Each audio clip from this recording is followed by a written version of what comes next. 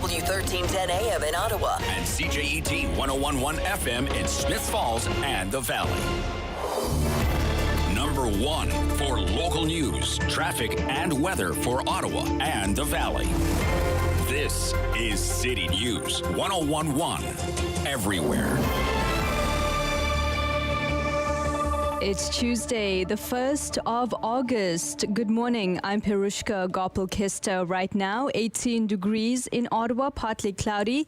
Smith Falls, it's 15. Here's what's making news right now. The idea continues to circulate whether transit users should be compensated for the O-Train struggles. The Ottawa Transit riders, Laura Shantz, is telling City News that a lot of people have faced so much uncertainty over these past 2 weeks. Frankly, if you need to leave to make sure you're at work on time, if you need to leave your home an extra 45 minutes earlier just to make sure that you're going to get there, we need to start talking compensation, because people have really, they've endured a lot these last 4 years.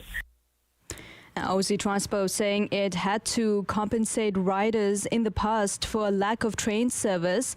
Now, speaking of transit, the head of OC Transpo, Renee Amilcar, will be joining the Sam Laprade show in a couple of minutes' time.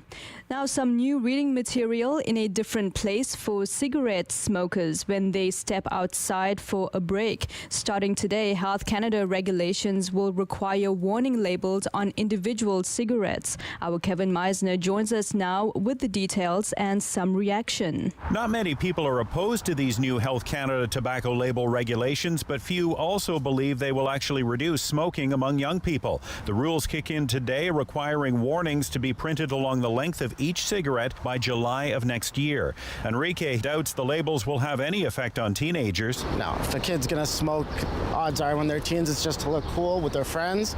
They aren't looking at the pack. It's just like vaping, right? Like, I don't think any little thing like that's gonna help. Everybody already knows the risk. The warnings will include messages like cigarettes cause cancer, tobacco harms children, and poison in every puff. Health Canada believes the labels will discourage teens from picking up the habit, or at least prompt discussions about the health risks. Kevin Meisner, City News. And more blurring of the lines between computer and human on social media. Meta platforms working on giving AI chatbots some personality. Mike Apple reports now from the City News Business Center. The Financial Times reports that Meta could soon launch AI-powered personas in chatbots on Facebook and Instagram, giving users a new way to search, get recommendations, and otherwise engage with Meta products. Company insiders tell the FT and The Verge that the chatbots could come with distinct voices like a surfer dude or Abraham Lincoln. Meta CEO Mark Zuckerberg has talked extensively about building AI into the company's products, including WhatsApp and Messenger, while enhancing the experience for Meta Platforms products, but also giving the company more data on customers to help with advertising placement. More details are expected at the company's Connected Developers event happening next month. Mike Apple, City News. And I'm Pirushka Gopal-Kista. For news anytime, follow up online at ottawa.citynews.ca. Connecting you and your community. This is the Sam Laprade Show on City News 101.1 FM and 1310 AM. Well, good morning, everybody. Welcome to August the 1st. I don't know about you, but I am in denial how fast this year is moving. I wanted to get right to our very first guest today because it is the most important topic in this city right now, and that is my conversation with Renee Amilcar. Hi, Renee. Hi, Sam. How are you today? Wonderful. Thank you so much for spending time with us. General Manager of Transit Services and OC Transpo. That is a very big title, probably the biggest title right now in the city, Renee. People looking to you for answers. Do you feel that, the way that you spoke yesterday about the changes, about what needs to happen, do you feel that that's the only way forward, Renee? I think we have room to improve for sure, definitively. But at least, I'm trying to be very, very transparent with the people, with my customers. And we're having daily press conference just to make sure that people are involved and can understand better what we are doing. But at least now we are working on a final fix. Thank God. We are working on a final fix. And I have to tell you, Renee, I think, people want to hear that, right? They want to hear that this is the way forward. And we're going to look back on all these days and just be grateful that there hasn't been a major incident. I mean, we know the trails, the track went off the trail 2 years ago, off the track 2 years ago. And that was a very challenging time in the city. People were scared of taking the train in many ways. No, safety is paramount, and I think with the decision to report to relaunch the service yesterday was a good sign. We don't want to take any risk, and with an abundance of caution, we have put in place a lot of mitigation measures in place after the first derailment. But now, again, we are working on the disease, not only on the symptoms, but on the disease. So that means finally we have a fix that will correct the bearing issue forever. Mm-hmm. Which is very good news, Renee. I'm hoping that this solves it. I know you haven't given a time frame. Is that frustrating for you? I know it's frustrating for transit riders. Is it frustrating for you that you can't say on such and such a date that transit will be up and running again? Indeed, it's very frustrated, but I want to take the time that I need with the team to make sure that we are doing it only once, right? So at least we move forward. I just finished a meeting with my partners, and this afternoon I should have a little bit of more information, and we are starting to see the light, definitively. Okay, that's good news. Let's talk a little bit about what transit riders, particularly LRT riders, have been through. Many of them, it's taking longer to get to work. They're having to find other modes of transportation. We've been asked the question over and over again about compensation. We know they were compensated 2 years ago. The compensation piece. Talk to me a little bit about this piece, because certainly transit riders are looking for compensation for not getting a service that they thought they would get. It's kind of like going to a restaurant, ordering a steak, getting a hamburger, and still having to pay the price of the steak, right? Sam, thank you for having me here to be able to explain that the best thing that I can give to my customers is a reliable service. And we are here to listen to our customers. They have talked to me about the shuttle on East. Now we have a very good express. That means a lot for me. That means we're listening to them. I heard them about the compensation. I will work with council because it's council decision, but I will collaborate with council. I will gather all the data that we will need we need to be able to at least take the right decision. However, I have to tell you, Sam, I have 39 million to fund for this year, 2023, and by improving the service, that I cannot provide with the LRT by having the on Express, those kind of initiatives are for my customers. So we are working for them. We are here for them, and let's take the time required to be able to deliver a good and reliable service. So let me understand then, would you be for having some sort of compensation, or are you looking at another sort of way of compensating? I know other models in terms of fare models are, people either pay for the LRT and they pay for a bus separately, or they're paying for them together. Is maybe the issue the fare model here? Yeah, but also I'm not working on the long-term way to pay. I'm looking now to resume the service, and I'm working with council, Chair Gower, because Chair Gower has listened to customers, and he asked me to gather some data. So we'll see what we can do for the customers. But for now, again, it's important to resume the service, to deliver the service, and I think the customers will really be happy if we are able to give them a reliable service. And so in the long term, once this crisis is over and you're able to take a breath, I can't imagine what your days are like right now, Renee, but after all of that, would you look at a different fare model maybe in the future? It's not the goal for now, because normally we try to be to have an integrated system. You know, the last thing you want, it's a one ticket for the bus, one ticket for the LRT, etc. It's an integrated system. And my goal again, and I'm very happy here. I have decided to come here in Ottawa by choice. So I'm very happy. Yes, I'm very tired, but I'm tired because I want to give a good service to my customers. This is my raison d'être here. And Renee, when you look back to the decision to come to Ottawa, and you know, you've indicated it's your raison d'être to be here and to do this kind of service, were you surprised at what you found when you came? A little bit, but you know, I've done my homework before, because the process, it was a very long process, more than three months. And I finally take my final decision after the second derailment. And I called the city. I said, if you want to work with a crazy woman, I'm coming. So, you know, I knew that it was going to be a challenge, and I'm very happy. And this is my life. And I'm a passionate person. I'm a passionate leader, and I'm working with an amazing team. My employees are so grateful, and we are having fun to be able to deliver a good service, because we believe that we can make it happen. And you do have so many stakeholders. I mean, I sort of picture you in the middle, and all these different stakeholders around you. Obviously, customers, number one, you've spoke about them this morning. Residents as a whole, even if we're not taking transit, we're paying for it.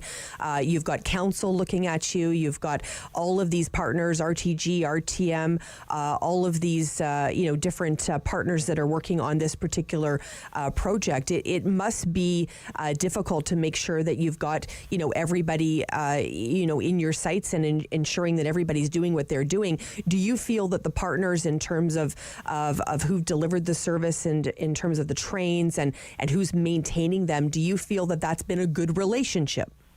Now, yes. And that relationship is so important. Without that, we won't be here. We would try to find whose fault, and we will forget the customers. When I just arrived here, I said, hey, you forgot someone. You forgot the customers. So now we focus on the customers. That means we focus to deliver the service, and we'll dispute after, So this is so important, and we are very, very mobilized. I can tell you, because Saturday and Sunday, I was on a meeting with all the team, and people were very, very engaged, and it's very important for me to have those people with me, and they are very, very committed to deliver a good service, reliable and safe service to the residents of Ottawa. So when this service for the LRT isn't working right now, you're not paying RTM and RTG, correct? Correct. Okay. So I guess the question back, we've spoke a little bit about compensation. You're not paying them, so is there a way of then taking those monies and ensuring that the people that have struggled so much over the last couple of weeks and will continue to struggle until their service receive some sort of compensation because of that compensation in a way that you're receiving from the service providers? Yeah, that's why, and I'm working on something again to propose, but, we have to, those shuttles that I put in place yesterday, so I have to pay people to do so, right? I have to pay my bus drivers, I need more buses, and this is the vacation for most of my people in the maintenance side, and they are working with us to deliver good service with providing me buses, so there is a cost for that, and I can do that because I don't pay RTG and RTM, and I will continue to work, as I said, to see what can I do for my customers, and it will be at the end of the day council decision, but I can influence for sure. I can collaborate absolutely, but my first objective today is to resume this service as soon as possible safely. And Renee, we understand that that someone that worked on this project at the beginning is now being brought in to sort of look at the challenges. Is that sort of a strange relationship in terms of having somebody that built something come back and tell you what's wrong with it? Was that part of this story that was a bit strange for you? I'm trying to build with the present and the future, seriously. And I'm not trying to find, what happened in the past, why, etc. I'm just trying to deliver service. I have a lot of experience in Montreal. I have my style. This is my own style, I'm a team worker woman. So I'm trying to work with everyone, and we stay focused on our customer. This is the main objective. That's it. There is nothing else. Customer, customer, customer. Let me ask you this. In terms of communications, we have seen a remarkable difference between past LRT challenges in terms of communications and the communications we've seen over the last couple of weeks. The tone, even on Twitter, from the OC Transpo account, the tone of we hear you, we apologize. That type of tone, is that coming from you, or is that coming from Mayor Sutcliffe? Is that coming in a collaborative effort? It's definitely a different tone than we've seen in the past. It's teamwork again. And Mark Sutcliffe, as a mayor, that he loves the transparency. He wants us to commit it to customers, which is great. And this is my value, So I work easily with this style because this is my style. So it's not hard for me. And I have an amazing team, And I'm not afraid to make mistakes because I have a motto. I always say I win or I learn. So people think that I can make mistakes. No, I learn from my mistakes. So we can just do it better last time. So to be able to do so, you have to listen, you have to hear. And I think this is the most important thing today to say, I'm here to listen my customers. The city of Ottawa is here to listen its customer, and OC Transpo is on top of that. Thank you for that. Last question for you, Renee, and I know you've been very generous with your time. When this system is up and running, is it a safe system, Renee? Will you give us a safe system and not have these challenges in the future? Sam, I will take the train the first day when I will relaunch it because it will be safe. Are we going to have other problems? Yes. The RAM has been launched yesterday. 2 problems. It's normal. How can we very quickly correct this problem? This is my goal. Now, this problem with the bearing, we are working on it to forget it forever. Renee, thank you so much for your time. I'm hoping that we can speak again when the system is up and running and keep our listeners here at City News informed about this LRT system. Thank you for your time again. Thank you very much, Sam, and thank you to my customers as well. Thank you very much. Thank you. Renee Almacar joining us today, General Manager of Transit Services and OC Transpo. Mark Sutcliffe coming up around 10:45 today. Lots of questions for Mark. Stay with us here on City News. Sam Laprade will be right back on City News. 101.1 FM and 1310 AM. October 5th, 2014, my daughter was hit by a train. She was walking along the sides of the tracks, and it shattered her world.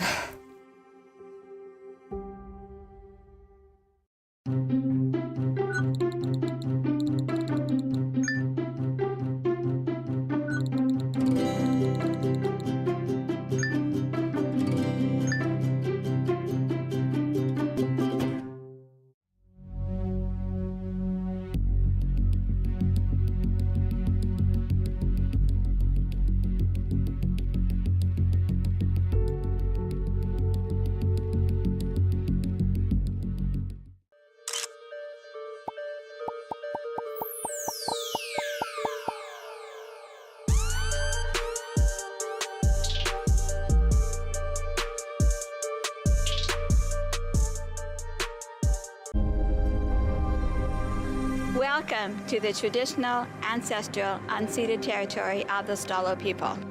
The Stalo are people of the river. I'm so thankful for the courage and resiliency of our ancestors who lived on this land since time immemorial. Each of us have gifts from the Creator, and our Creator has a plan and purpose to be fulfilled in our territory. As we embrace our traditional teachings, we can lead the next generation into the fullness of what our Creator designed.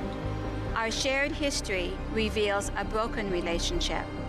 But as all Canadians commit to hear truth, acknowledge injustice, we can learn to walk in our traditional way, Letsamot, with a good heart and a good mind.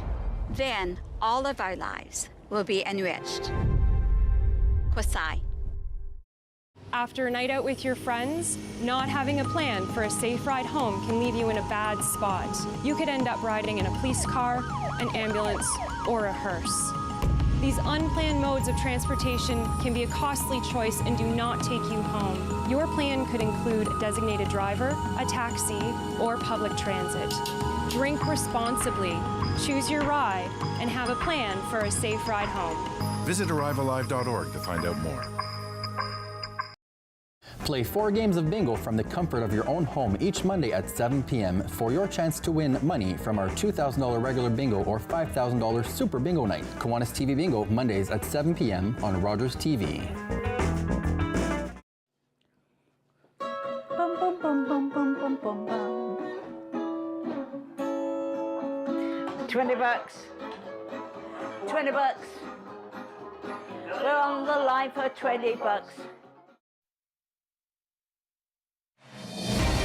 The Sam Laprade Show continues on City News. 1011 FM and 1310 AM.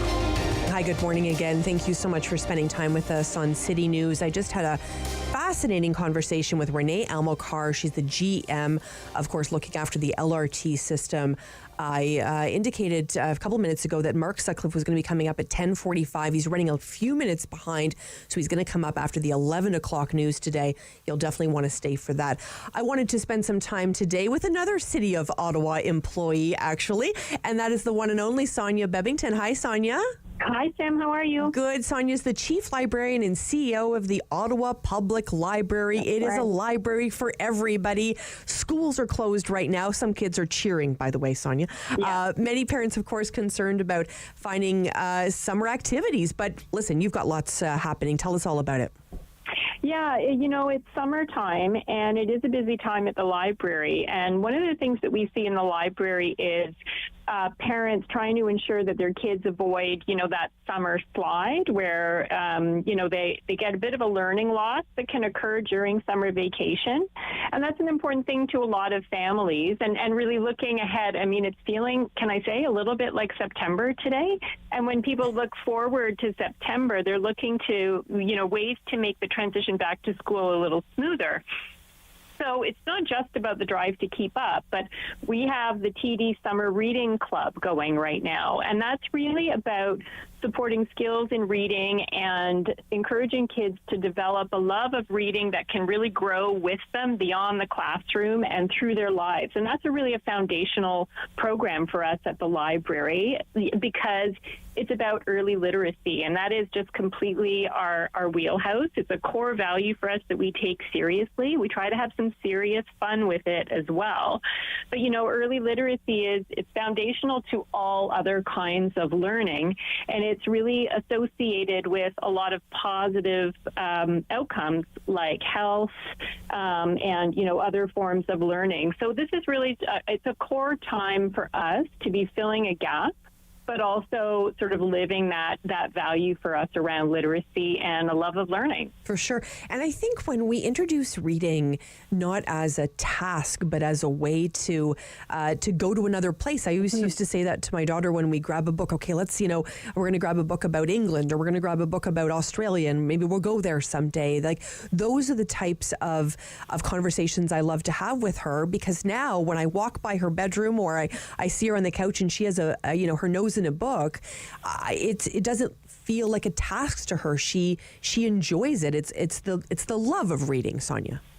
Yeah, and that's really, you make a really important point. And for us, you know, summer is a good time to let kids, you know, exercise a bit of that independence, here's your section. Here's a few shelves. Pick what you're interested in, and really, get into the habit of following that interest for themselves, which does, as you say, takes it a bit beyond the classroom, beyond the reading list, beyond that curriculum, and makes it about themselves and their own interests. And, you're talking about traveling, and that's a really nice way to associate some of these activities. If you're going on a trip or, doing a day trip somewhere, you could read about it. If you're going to, a zoo, you can read about animals before you go. So making some of those links as well is a good connection for kids. And the Summer Reading Club is just one of the ways that we do that. We do it all year around literacy, but the Summer Reading Club is really, it's a core time for us to be exercising this for sure. For sure. It's so important. And,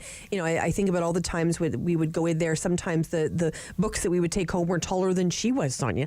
But we loved that part, and it really became just part of who we are as a family, and that hasn't changed. I think, the reminder today maybe for some people that the Ottawa Public Library, especially when there's so many people struggling to maybe pay for a lot of activities, the library's there, Sonia, it's free.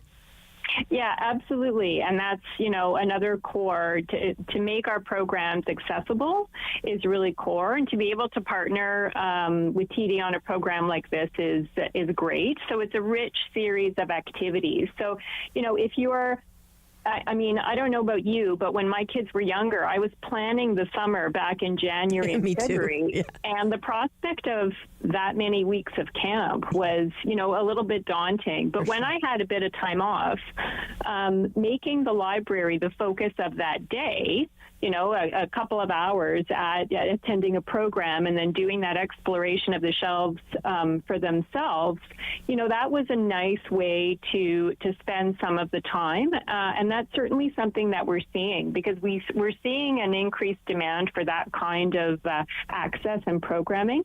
And that's something that we're happy to support. Sonia, I appreciate your time always. Thanks for sharing about the library, one of my favorite places. Thank you. Yeah, thank you. Sonia Bebbington, a chief librarian and CEO of the Ottawa Public Library. She's got a big job there as well. New library being built, of course, for the city of Ottawa. Very exciting time. When we come back, we're going to talk about water safety. I've just seen too many issues that are regarding drownings in this region. We've seen boat safety. We've seen a lot of different issues. I wanted to have a conversation today with the OPP about that. Then we're going to be speaking a little bit later about the Ontario Public School Boards Association and about some of the activities for students there. And then Mark Sutcliffe, our mayor, coming up after the 11 o'clock news today. Stay with us on City News.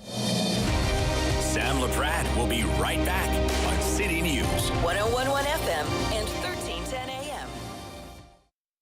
Every year, dozens of Canadians are killed or seriously injured because they take risks around railway tracks. Talk to your loved ones about rail safety. Visit stoptracktragedies.ca. Hello, I'm Jim Deeks, host of Canada Files. I hope you'll join me each week for interesting and informative discussions with some of Canada's most impressive people. Hey, man. Want to go for a ride? Sure. Toss me a life jacket. I'm gonna need this. I'm gonna need this. Nope. I'm gonna need this. And this. I think we should stay here. I thought you used to play ball.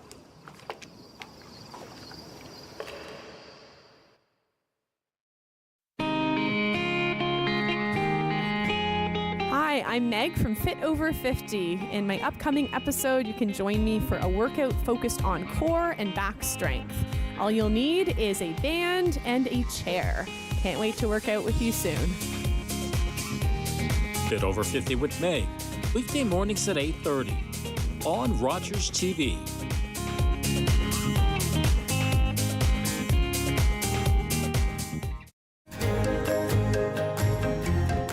Rogers TV presents a series of original creative stories animated by storytellers for children of all ages. Join us for Ottawa Storytellers.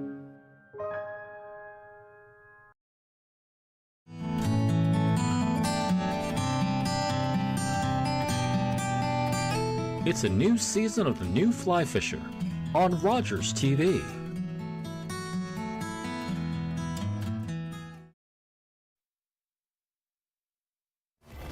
Number 1 for local news, traffic, and weather for Ottawa and the Valley. This is City News 1011 everywhere. It's Tuesday, the 1st of August. Good morning. I'm Perushka Gopal-Kista. Right now, 18 degrees, partly cloudy in Ottawa. Smiths Falls, 17. Here's what's making news right now. Still no date on when light rail service could resume, but the transit boss, Renee Amilcar, saying the latest bearing and axle issue is the same problems behind the two previous issues in 2021 and 2022. As of yesterday, 12 light rail vehicles have had their assemblies replaced, but Alstom will still review the safety note on a monthly basis. Our customers remember that Alstom is working on the final fix to the bearing issue, which is positive news. The redesign is now on the way. In the meantime, R1 Express buses running from Blair to the downtown to help alleviate some of that congestion. The RCMP now investigating a 3-vehicle collision at the same intersection along the Trans-Canada Highway in southwestern Manitoba, where 17 people died in a crash in mid-June. 3 people were taken to hospital with serious injuries following the crash at the intersection of Highway 1 and 5 just north of Carberry. And Cineplex setting a record last month, taking in more than $86 million in box office revenue as people headed to the theater to see Barbie and Oppenheimer.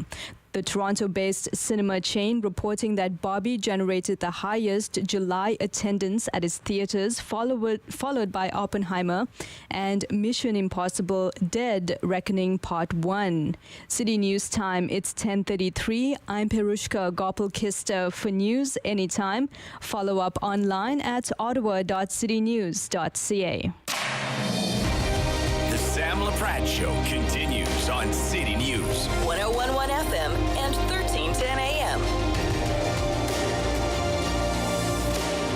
Thank you so much for spending time with us here on City News. We appreciate you staying with us.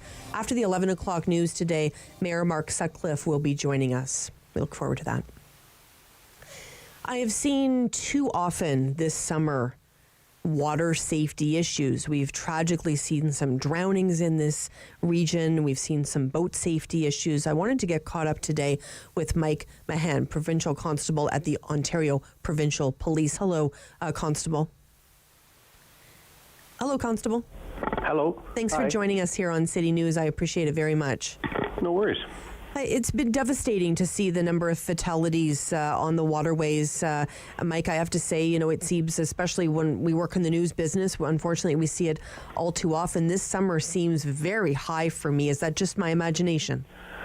Honestly, I don't have the numbers in front of me, but yeah, recently it has been in everyone's purview because there's a lot of them have been coming up lately, unfortunately. And so give us a sense. Why do you think there's been an increased number?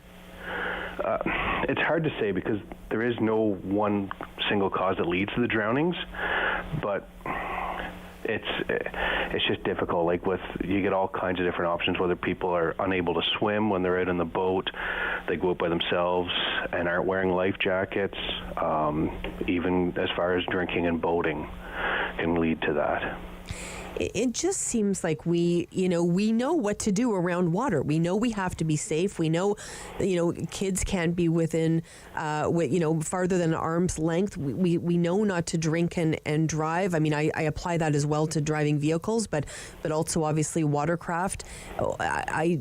I don't know. I really struggle with water safety. Maybe it's because I have my own fears around water, but I just, is it frustrating for OPP to see that, this number of issues have happened this year? It really is frustrating to us, unfortunately, because like you said, everyone knows what to do. They just choose not to do it. And then tragedy strikes and everyone's trying to figure out what's going on. But it's just, unfortunately, people aren't wearing their life jackets, or they're swimming when they don't know how to swim and going too deep. Yeah, it's really tragic, and we know that everywhere in Ontario there's many places to swim. I mean, the local beach, obviously, the Ottawa River. I'm originally sort of from the Deep River area. I know there was a tragedy in Deep River recently. It just seems to be all over the province. Are you seeing a higher concentration in a different part of the province, or does it seem to be province wide? I don't have the numbers, unfortunately, right now in front of me, but it does kind of seem to be province-wide, unfortunately. It's interesting because so many of us, during the pandemic, we were told to sort of stay at home. We weren't being able to, to go and participate in things. It feels almost like there's been this pent-up stuff, and now everyone's like, okay, we're going to do everything at once and maybe not put safety first. Unfortunately, I think that's probably part of the contributing factors, is that everyone, they're finally able to get out and get around and have a chance to do that, and they're in such a rush to go out and have fun, whether it be on the boat or on a paddleboard or a kayak, and they're not taking all the necessary precautions. Mm-hmm.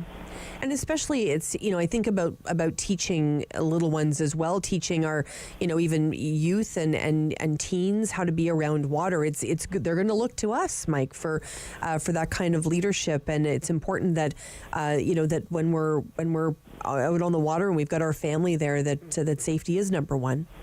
Absolutely. And it's as much as we, the OPP, do what we can for education and enforcement, it is up to the family and the parents to ensure that the young ones are looked after and know how to swim. I mean, to see 4 people pass away within 4 days in separate incidents, it must be, obviously it's very tragic for the families and for friends, and I can't even imagine what that's like. But I also think about first responders. I can't imagine it's easy to work a shift and come home from that shift and maybe look at your own children or look at your own family and think that someone's lost someone. Unfortunately, that's exactly what happens. Like when we go and deal with these calls, we understand and do what we can for the families, but in the end, we have to go home and deal with that as well. And I know for myself, I like to make sure my girls know exactly what they need to do and how to do it properly. But unfortunately, that's the world we live in now. Mm-hmm. And what advice would you have if, the long weekend's coming up, as you know, what advice would you have for somebody heading into the long weekend that, is hoping to enjoy that time with friends and family, and maybe they're having them up, to a cottage or heading to a trailer and spending time on the water? First off, we want everyone to have fun, but we want everyone to be able to have fun and do so safely and actually enjoy the entire weekend without having to go through something like we have recently here in the last weekend. Like I said, 4 in the last 4 days. So we just want everyone to take that extra second to think about, if I'm going out in the boat, I need to make sure there's life jackets. I need to make sure there's a bailer. Follow all the regulations, and then make sure everyone knows what they're doing. Mm-hmm. If you're going out in the deep water and you don't have life jackets and not everyone can swim, that's just a recipe for disaster.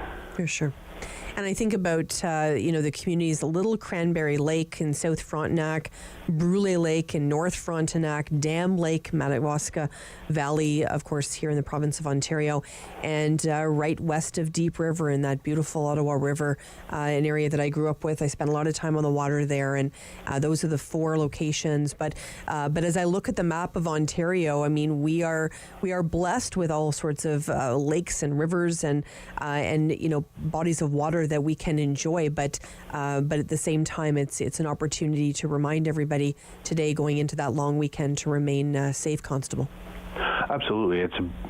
You can't find anywhere like this as far as I'm concerned for Ontario, for the water and everything that we have available to us, but everyone has to take that extra second to make sure they're safe and they can go and enjoy it and actually come back from it. For sure. Provincial Constable for the Ontario Provincial Police, Mike Mahan. Thank you so much, Mike. No worries. Take care. Appreciate his time today.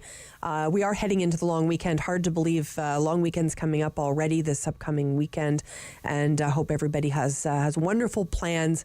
But we want everyone to arrive safely back home after enjoying the time on the water. Listen, we've got a very, very busy show today. Mayor Mark Sutcliffe coming up after the 11 o'clock news today. Lots to talk to Mayor Sutcliffe about. Fareed Khan's going to join us as well, founder of Canadians United Against Hate. We're going to be talking about housing. We're going to be talking about, what's happened in terms of housing in this country. It's going to be an interesting conversation with Fareed. He always has me learning something, which is what it's all about. We're also going to speak with John Dugal. He's a senior consultant for government relations and policy with syntax strategies. We're going to be speaking to him about Prime Minister Justin Trudeau. Hey, listen, we saw a different tone from the Prime Minister yesterday in regards to his conversations regarding Pierre Poilievre. It's going to be interesting to talk about this and find out what his strategy is in regards to moving towards this upcoming House sitting, which of course will happen in September. He's just shuffled his cabinet, lots of new faces around the table, lots of new opportunities there. They're going to be going to a retreat. Caucus is getting together to decide priorities for this country. So I'm sure the Prime Minister is feeling the heat. He's probably feeling the heat in terms of possibly an election maybe in 2020, maybe 2023, 2024. We know the NDP has propped him up until 2025, but Pierre Poilievre certainly breathing down his neck. So we're going to be chatting with John about strategies in regards to Prime Minister Justin Trudeau. We're getting ready for lunch already, if you can believe it. Sitting at the table today, Larry Hill, former deputy police chief, will join us, and Christina Spencer will be here as well, editor of the Ottawa Citizen. And we're going to talk a little LRT, probably not a surprise to you. We're going to get their perspective on that. We're going to be talking about safety as well, crime in this city. We're also going to be talking about tipping. Should it be automatic? Should an automatic tip be applied to your bill? I certainly saw that when I was traveling a lot in the United States recently.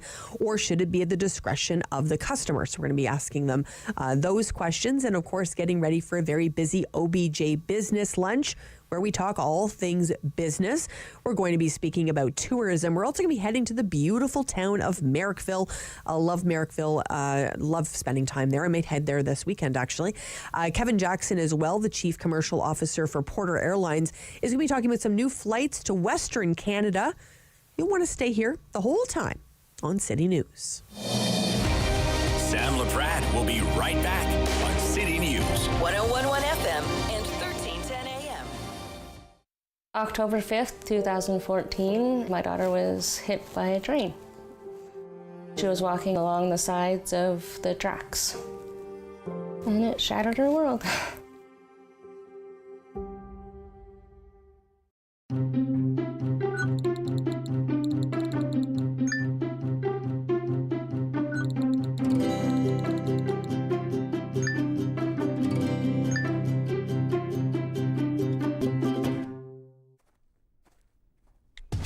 Online betting is booming. Booyah! Woo! Oh yeah! You could win big!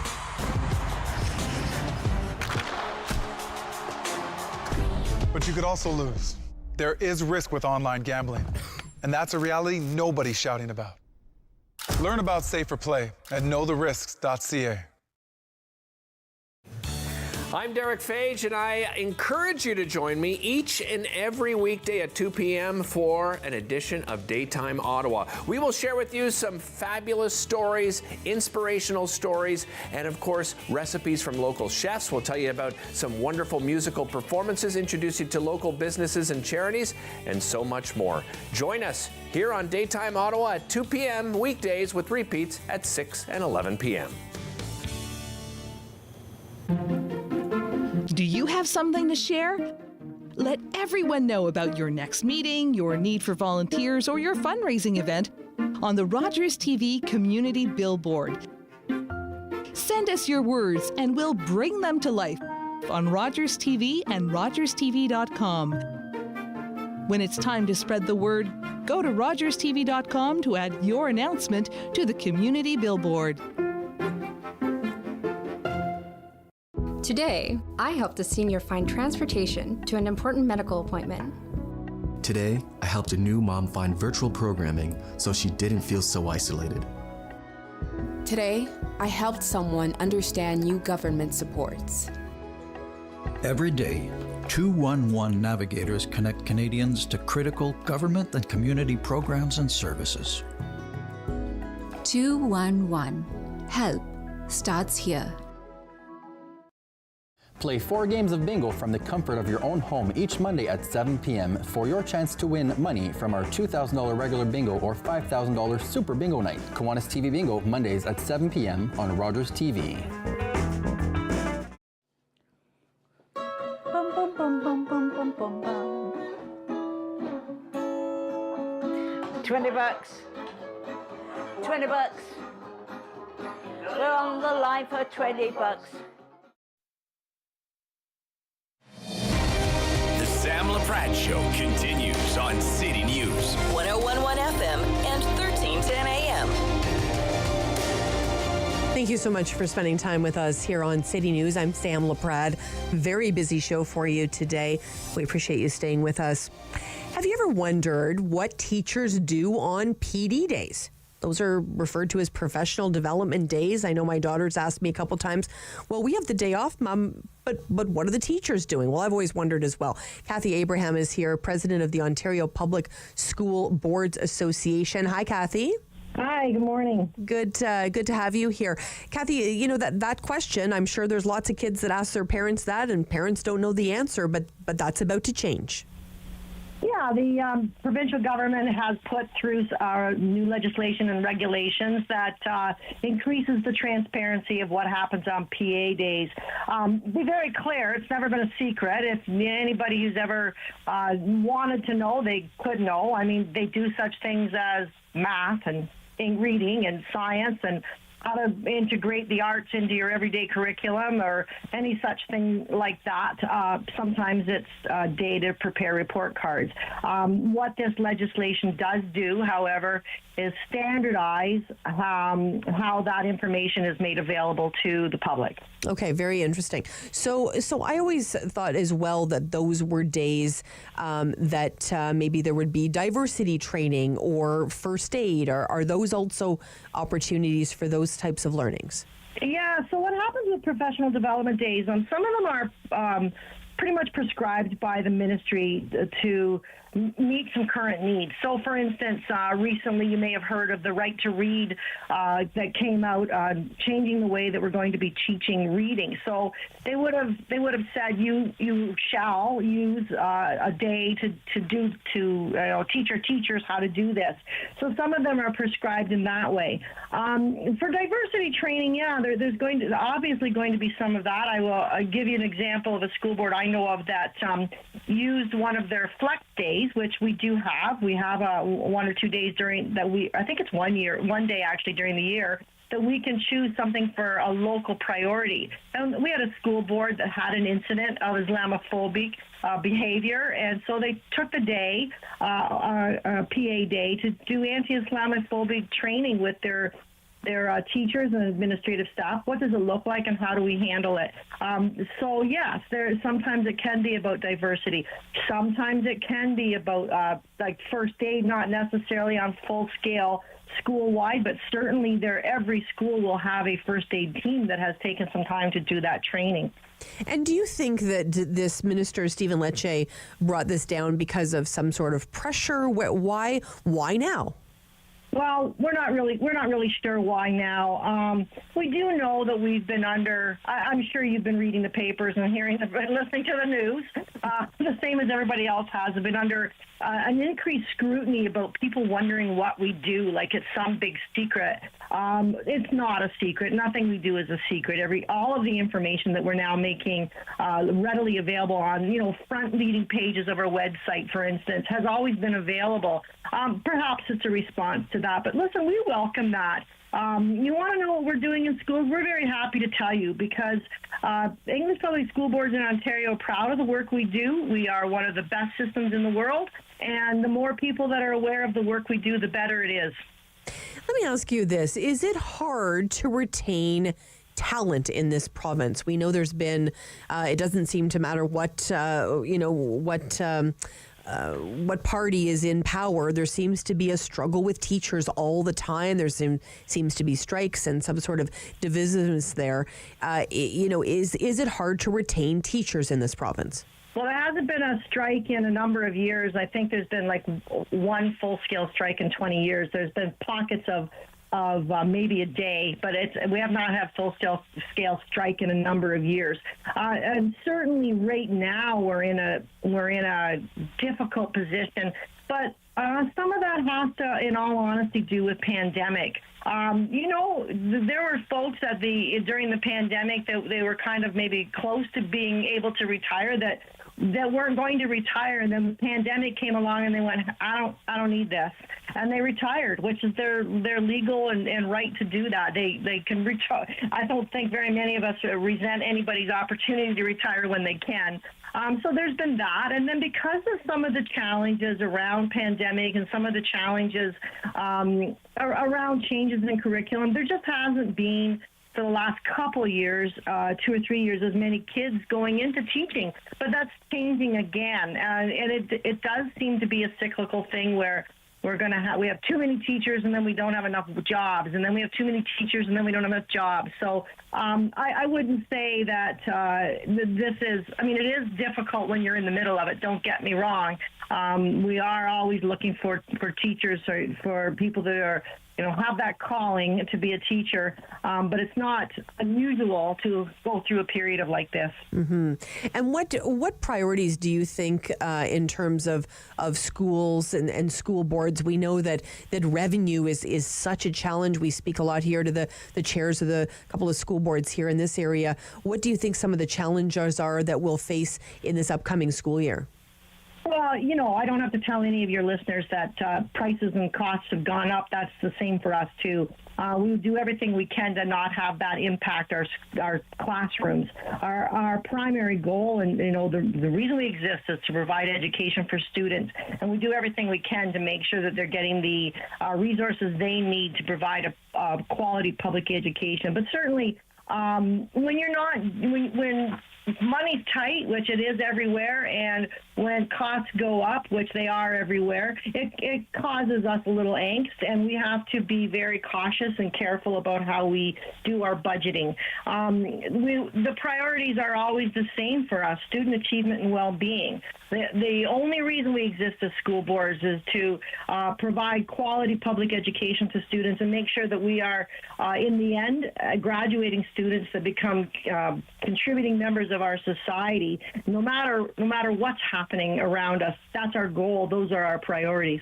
And it's so important, Kathy, to talk about the fact that teaching is a calling. And in my mind, I could never ever be a teacher. I knew that when the pandemic hit and I was asked to do grade 7 math. I realized that it was not for me. I heard that many times. Yeah. So I have a lot of respect for our teachers. Do you think the government respects the teachers? I do not even pretend to know how to even answer that. I think that we all have a role to play, and the teacher federations are working hard for their members, and that's what they're supposed to do. And the government does what they believe their mandate is. I don't think it has anything to do with whether the government likes them or not. They just have a mandate, and we will do the best we can to just provide quality education for our kids. When you say about the teaching being a calling, and people ask me how I became a trustee, and I always say the same thing. I believe that educating our young people is the very most important thing we can do for our society. But I'm honest with myself to say I don't have the patience to be a teacher. So this is the perfect role for me. Yeah, exactly. I can both be involved in education and recognize my shortcomings. Yeah, I feel you. I feel you on that one for sure. It's been really important to have this conversation today. If people want to know what's happening on those PD days, I've already got my calendar from my daughter's school. I always cross look at my calendar and put in those PD days, so I know exactly when they're coming up. But if people want to do that and get a sense, Kathy, of what's happening in their school, how will they be able to find that? We haven't been given direct, you shall post it here or do it this way, but we do have to have that information available by the fall. So my best advice would be to be checking with your local school board. The website, school board websites have a whole ton of information that parents can look at. Check there, and you can always call your local school board to find out how they're going to be providing that information, because we're all different across the province, and every local community expects communication to happen in a different way. So that would be my best advice. But I do know that requirement is coming up fairly soon. So boards are going to be working on how to make it happen. Kathy, I appreciate your time today. Thank you. You're very welcome. Have a good day. You too. Kathy Abraham joining us today, president of the Ontario Public School Boards Association. Important conversation there. We'll now be able to see directly what is happening on those PD days. And to Kathy's point, it was never a secret. It was just not sort of shared in a cohesive way. So what was happening in Thunder Bay or Toronto or here in Ottawa, it wasn't being shared cohesively. That is changed now. The Ontario government has indicated that we will know exactly what's happening on PD days. Okay, we're getting ready for a very important time. Coming after the 11 o'clock news today, Mayor Mark Sutcliffe is going to join us. Guess what? We're going to talk things all LRT. Stay with us here on City News. Sam Laprade will be right back on City News. 101.1 FM and 1310 AM. Every year, dozens of Canadians are killed or seriously injured because they take risks around railway tracks. Talk to your loved ones about rail safety. Visit stoptracktragedies.ca. Hello, I'm Jim Deeks, host of Canada Files. I hope you'll join me each week for interesting and informative discussions with some of Canada's most impressive people.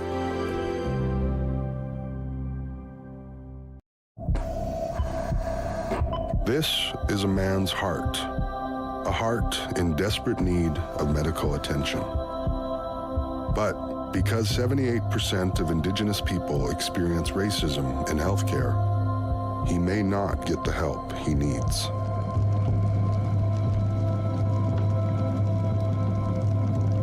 Become an ally. Rise above racism in healthcare. Hey everybody, my name is Karen. I'm here with my best friends Shane and Monique. Join us on Rogers TV for Fitness Faction. Every week we're going to take you through a full body workout. We've got strength training, we've got cardio, we've got HIIT. Ladies, let's get back into it. I think we've got 10 more skaters. Let's go.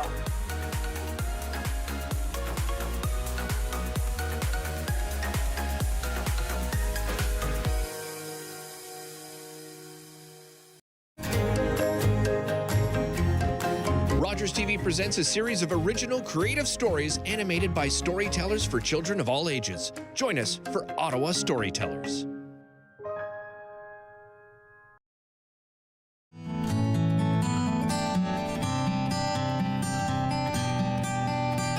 It's a new season of The New Fly Fisher on Rogers TV.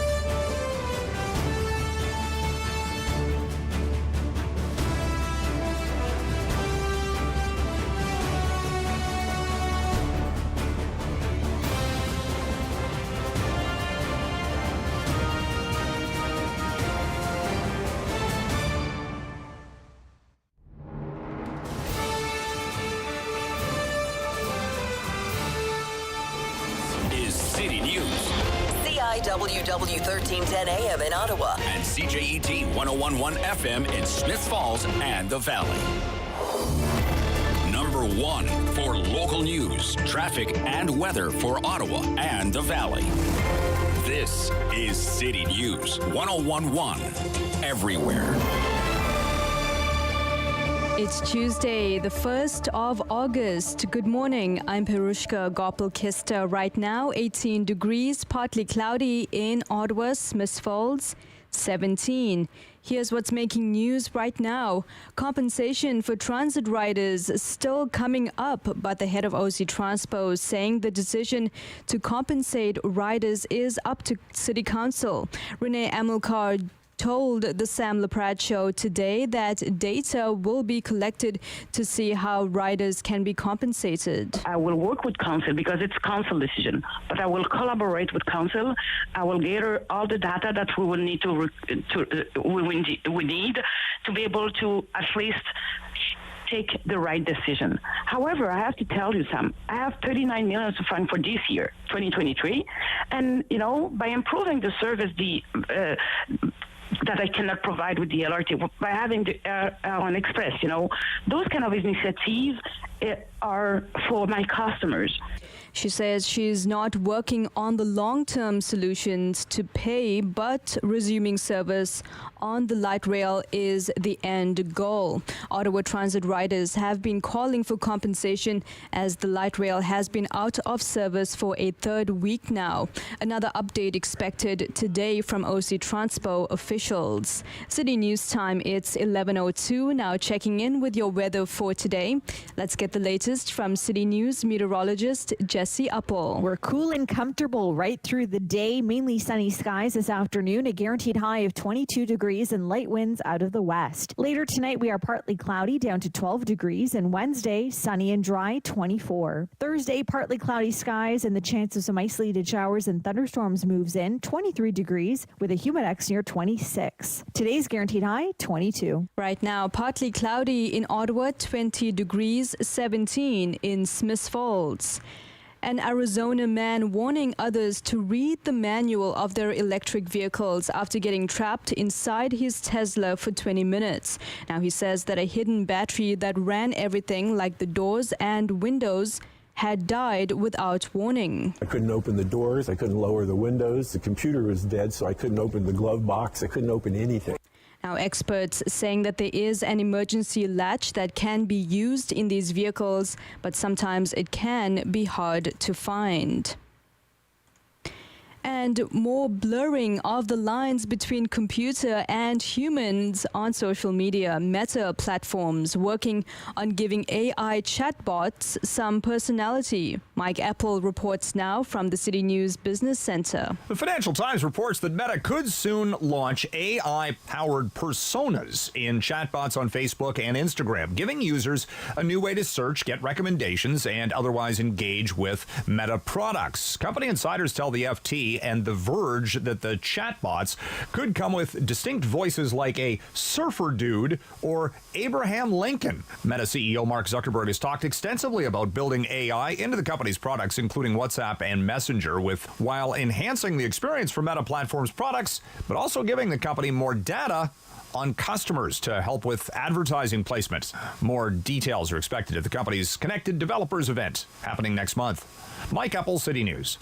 And I'm Perushka Gopal-Kista. For news anytime, follow up online at ottawa.citynews.ca. The Sam Laprade Show continues on City News 1011 FM and 1310 AM. And we're back on City News. I'm Sam Laprade. Of course, the big talk of the day is the LRT. Mayor Mark Sutcliffe joins us now. Hi, Mayor. Hi, Sam. Good morning. Good morning to you and all your listeners. Thank you so much for spending time with us today. We know that you've probably, over the last number of weeks, you've slept, you've eaten, you've probably dreamt about the LRT. Talk to me a little bit about the meeting yesterday, the presser yesterday, talking about the update to the LRT. Were you disappointed with the fact that we couldn't actually have a date of when the train will be up and running again? Yeah, it is frustrating. There's no question. But I think what's important to underline, and look, I share the frustration of all Ottawa residents. And in fact, I was thinking this morning about how, a year ago, just over a year ago, is when I decided to run for office for the first time in my life. And one of the reasons why I did is because I heard from so many people in Ottawa how frustrated they were with how things were going in our city. And obviously light rail is one of the best examples of that, and it's a great source of frustration. And so I decided to run because I wanted to contribute, I wanted to serve my community, and I wanted to try to fix things. And so it is frustrating when the trains aren't running, but I want to reassure people that for the first time now, we are finally dealing with the root causes of these issues that have led to derailments and shutdowns and interruptions in service. And we are finally on a path to fixing those core problems that have prevented us from having the service that we deserve and the service that we paid for. So there are a lot of things that are happening differently. I know it feels like yet another setback, and when are the trains going to be running again? And it's incredibly frustrating, but there are a lot of things that are happening differently. First of all, we are putting safety first. We are not going to rush to meet some arbitrary timeline to have the trains running again just so we can say they're running. We are always going to put the safety of our passengers first, and we will not run the trains unless they are safe. Secondly, we're being a lot more transparent. We're having daily briefings. We're talking with councillors regularly. We're sharing all the information that we can. We're answering as many questions as we can. So there's no secrecy here. This was one of the big recommendations of the inquiry. We have to be more transparent, and we are doing that. We are working collaboratively with our partners, with the consortium. That was another issue that was identified by the inquiry. So there's a lot of work being done, and ultimately we are going to replace the axles on all the trains. We finally have approval from the consortium to go ahead and have their supplier do that. And so Alstom is going to redesign the axles on the trains so that we don't have these issues in the future. So I know it's frustrating for everyone, but I hope that residents will see that there's a different approach, a dramatically different approach now, and it's going to lead to better results.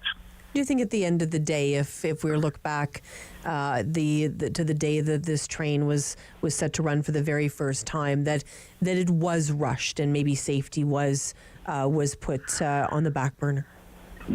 Well, I'll let the results of the inquiry speak to that. They did a thorough investigation, and they came to conclusions which they shared with the public. I'm not focused on what happened in the past. As you know, though, Sam, I was a columnist and a radio host at the time, and I raised a lot of questions about all the decisions that had been made about light rail in the past, about where it was being built and the approach that was being taken, and so I always had a lot of questions. I was not an immediate supporter of light rail, but we have this system now, and we have to make the best of it, and we have to deliver the system that we paid for, and so we're holding our contractors accountable for that. We are getting finally the permanent solutions that we need so that the residents of Ottawa will have the system they deserve and the system they paid for. And speaking about paying for, we know that compensation has been a big topic to compensate those that have been really put out during this time that the LRT has been down. We know it isn't the first time. We spoke earlier today with Renee Almokar, of course, GM of the LRT, of Ottawa Transit, and she had a lot to say regarding what the decision is. But at the end of the day, Mark, I said to her, listen, if you've ordered a steak and you get a hamburger, but yet you're still given the steak bill at the end of it, it doesn't feel right. So this is what she had to say regarding compensation. I heard them about the compensation. I will work with council because it's council decision, but I will collaborate with council. I will gather all the data that we will need we need to be able to at least take the right decision. However, I have to tell you, Sam, I have 39 million to fund for this year, 2023, and by improving the service, that I cannot provide with the LRT by having the Airline Express. Those kind of initiatives are for my customers. So we are working for them. We are here for them, and let's take the time required to be able to deliver a good and reliable service. So, Mayor Sutcliffe, where do you stand on compensation? Will you compensate those riders that have paid for steak but received hamburger? So I have a few thoughts on that, Sam, and you raise a very good question, and I understand why people are raising this, and I understand their frustration. I want to underscore the fact that, you know, I think the most significant thing that we can do for transit riders is deliver a safe, reliable service to them, fix the permanent issues that have led to all the problems, all the interruptions in service so far, and finally deliver to them a safe, reliable, a consistently safe and reliable service. So that is the best thing we can do for our riders and for the citizens of Ottawa. The other thing that I will say is, you know, you bring up the idea of, you ordered a steak and you got a hamburger. We're not Air Canada, we're not United Airlines, we're not a private company. We are we're the city of Ottawa, which means that any form of compensation is not going to come from some private source of money. It's going to come from the residents of Ottawa. So the residents of Ottawa would be compensating themselves. It would be your money and my money and every other taxpayer's money going to other taxpayers to compensate them. So there's not some other source of money that we could use to compensate passengers. It would be residents of Ottawa compensating residents of Ottawa, because we own this service. It's not privately owned. We own it. So we can look, once we have the trains running again, that's our biggest priority right now, is to get the trains running again and fix these issues. Once we have them running again, I'm willing to talk with councillors and see what they're thinking, what they're hearing. But I've heard from some members of the public already on this issue, and some of them are saying, number one, what I really want is not compensation. I want a reliable light rail system. And we need to put all our resources toward that. And the other thing I'm hearing is there are people in Ottawa, for example, people who live in Canada, Barrhaven, and Stittsville, who don't have light rail service at all. Phase 3 is not happening yet and won't happen until we fix Phase 1 and 2. So those are people who are not getting light rail service at all. And to ask them as taxpayers to compensate people who have had an interruption in light rail service when they don't get light rail service any time at all, I think it's fair for them to ask whether that's appropriate. So there's a lot to consider here. It's not as simple as just saying, you know, like if you're dealing with a private company like Air Canada and you don't get the flight that you wanted, that you deserve some compensation. This is a different scenario. So we can look at options once we have the trains running again, but I think that context is really important. So is the city of Ottawa right now paying RTG RTM? Well, there's a contractual relationship with our partners. We're not paying for the light rail service when it's not running. So the simple answer to your question is, when the trains aren't running, we don't pay for the train service. But yet you're asking residents who have paid for a Presto Pass to pay for a system that isn't running as well. Well, not exactly, because people can still take OC Transpo. That hasn't changed. So people can still use OC Transpo to get from point A, and I know it's not as good as when the trains are running, but people can still use OC Transpo.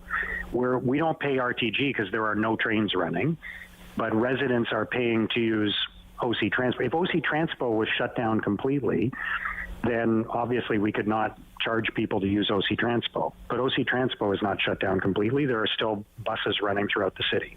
So at the end of the day, you know, obviously safety is number one. There's no two ways about it. I mean, we heard that obviously clearly from Renee Almokar as well today. She, you know, passionately spoke about, you know, when she realizes it's taken a lot of patience to get here, but at the end of the day, she wants a safe system as well.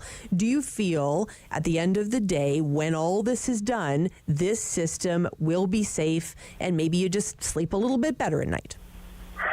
That's where we have to get to, Sam. And it's you know, this where we are today, it took years of decision making to get to this point. And some of those decisions have not turned out to be the best decisions.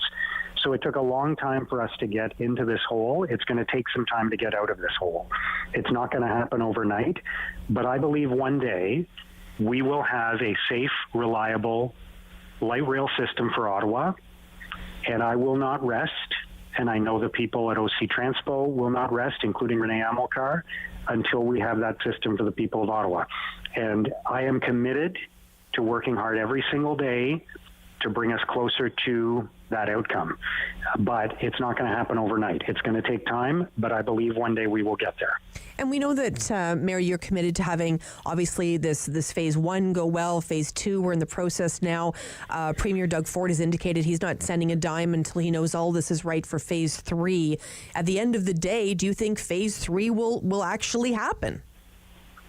We have to deliver reliable rapid transit to the people of Canada, Stittsville, and Barrhaven. But at this point, I understand Doug Ford's point, and I'm not prepared to commit any more of Ottawa taxpayers' dollars to light rail until we know that the system is reliable for phase 1 and phase 2. I think we can get there. I think we can reach a point where we are delivering safe, reliable train service for phase 1 and phase 2, and then we can look at what we can do to provide the rapid transit that the people of Barrhaven, Stittsville, and Canada have been waiting for. So I believe we can get there, but I understand the Premier's point, and I don't think it's wise for us as a City Council to commit any tax dollars or to ask other levels of government for funding for phase 3 until we've got phase 1 and phase 2 solved. Thank you for your time. I know how busy you are, Mayor. Thank you. Anytime, Sam. Thank you. Have a great day. Mayor Mark Sutcliffe joining us today, talking all things LRT. Really interesting conversation with the mayor today. Stay with us on City News. Sam Laprade will be right back on City News. 101.1 FM and 1310 AM. October 5th, 2014, my daughter was hit by a train. She was walking along the sides of the tracks, and it shattered her world.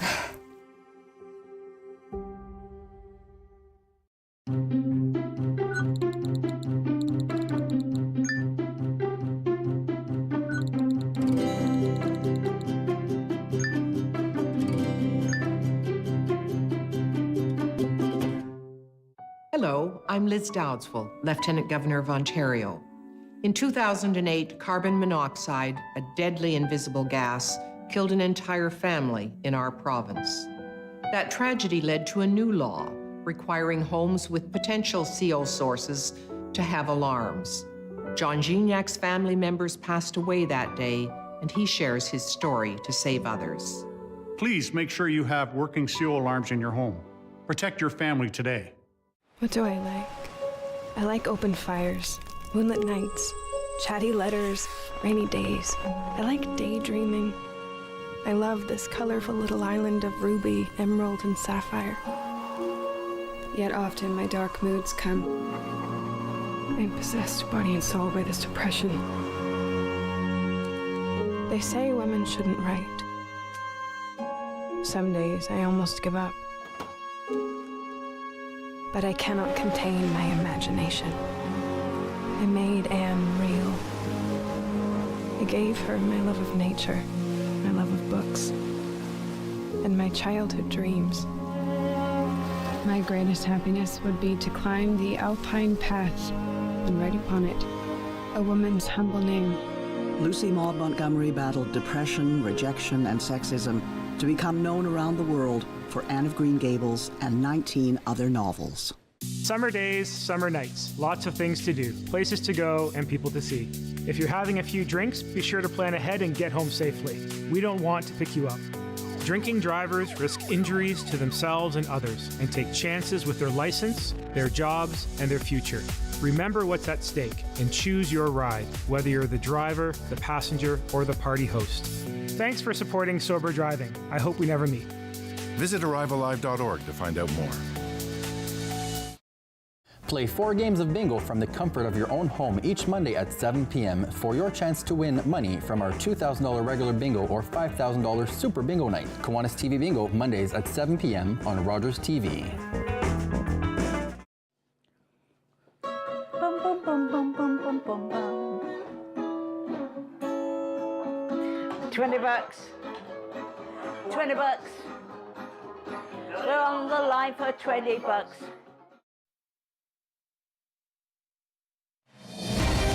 The Sam Laprade Show continues on City News. 1011 FM and 1310 AM. Thank you again for joining us here on City News. I've had many conversations over the years with Fareed Khan, founder of Canadians United Against Hate. And today's conversation regarding immigration and housing is one I'm looking forward to. Hi, Fareed. Hi, Sam. How are you doing? Thank you so much for spending time with us today. We know that obviously the numbers for immigration, the numbers that that the country is encouraging people to come to this country and make Canada their home. There's so many different, political issues facing other parts of the world. People are looking for new places to live and to raise their families. But it does have some impacts here in Canada, correct? Oh, very much so. On many levels, housing, healthcare, just the social fabric, the way it's changing, and how that is perceived by others in Canada. So yeah, it affects Canadians on many levels. And let's talk a little bit, even just healthcare. I mean, I have so many of my friends that, because I work in the media, they think that I've got this list of doctors that are accepting patients for some reason. Like, they reach out to me. Oh, I'm trying to find a family doctor. It's very challenging for people in Ontario to find a doctor, and in fact, right across the country. So people coming to Canada to immigrate, they're having a difficult time as well. We don't seem to have those resources, Fareed. Yeah, well, I mean, just unless people don't know, roughly 1 in 4 Canadians don't have a family doctor. I myself don't have a family doctor after my doctor retired, and it's been the case for several years now. So this is a real issue, and to bring more people into Canada when we've got some serious socioeconomic issues that have not been properly addressed by governments, I think is going to create further problems.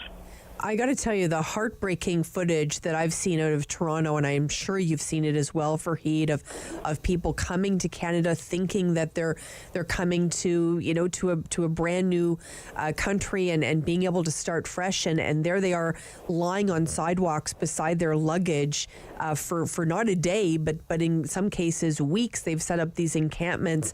It is absolutely heartbreaking to see. So in many ways, we've opened the doors, but when they get here, there's no open doors for them to live. And that's the point that, I'm trying to impress upon people that, look, we've got serious issues that have not been dealt with. We cannot project this image of Canada as this wonderful utopia to the world and say to people, hey, come on over, come here, we've got all kinds of opportunities.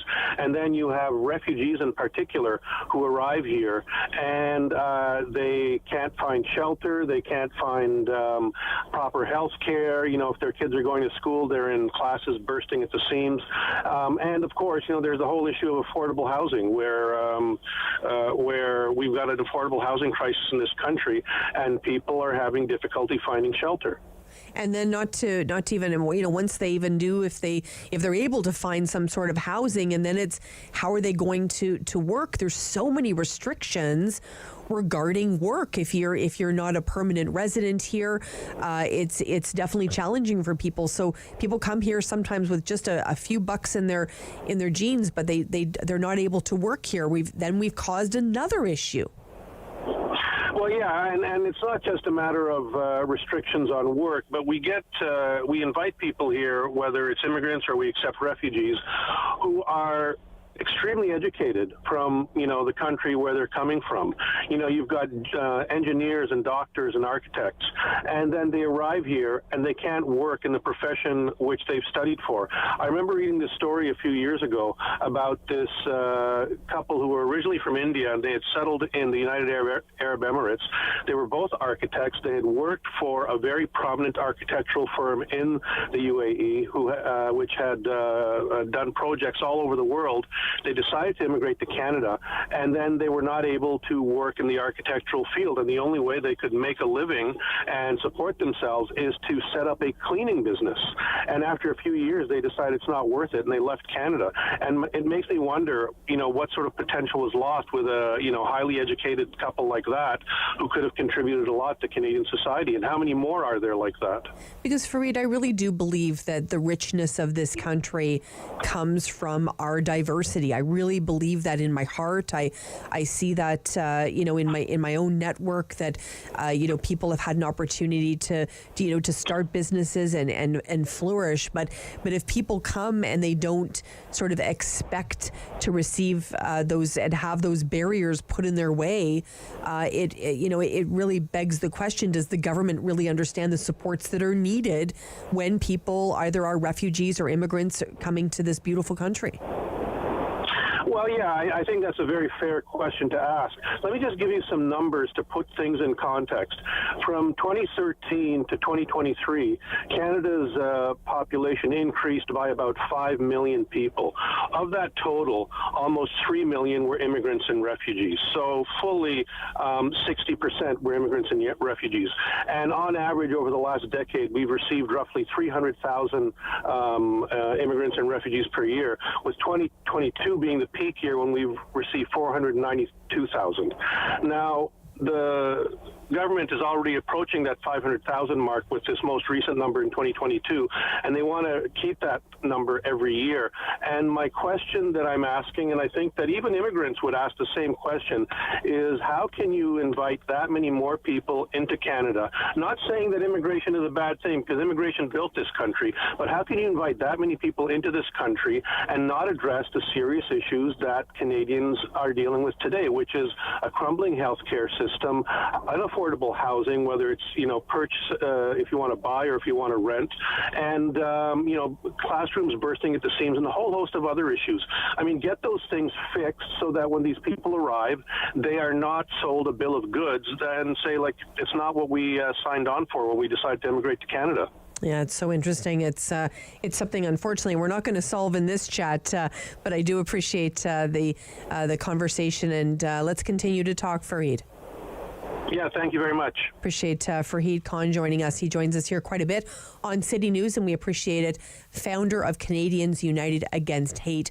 An important conversation there. When we come back, we're going to talk about Prime Minister Justin Trudeau.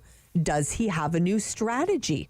Yesterday, he certainly was very interesting in his take in terms of a press conference that he had yesterday and how he approached the topic of Pierre Poilievre. Stay with us on City News. Sam Laprade will be right back on City News. 101.1 FM and 1310 AM. Every year, dozens of Canadians are killed or seriously injured because they take risks around railway tracks. Talk to your loved ones about rail safety. Visit stoptracktragedies.ca. Hello, I'm Jim Deeks, host of Canada Files. I hope you'll join me each week for interesting and informative discussions with some of Canada's most impressive people. When an impaired driver killed my brother DJ, my life changed forever. During the pandemic, all of our lives changed, and many of us turned to alcohol and drugs to cope. As life returns to normal, the increase in substance use from COVID has lingered, and some police services report an increase in impaired driving that caused heartbreak and devastation. Now, more than ever, we need your commitment to never drive impaired, and to encourage all of your family and friends to do the same. Together, we can save lives.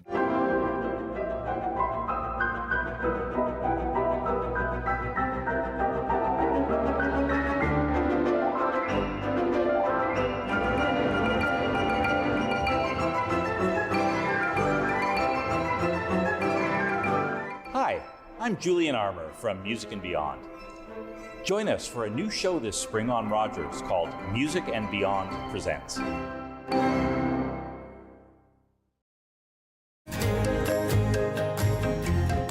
Rogers TV presents a series of original creative stories animated by storytellers for children of all ages. Join us for Ottawa Storytellers.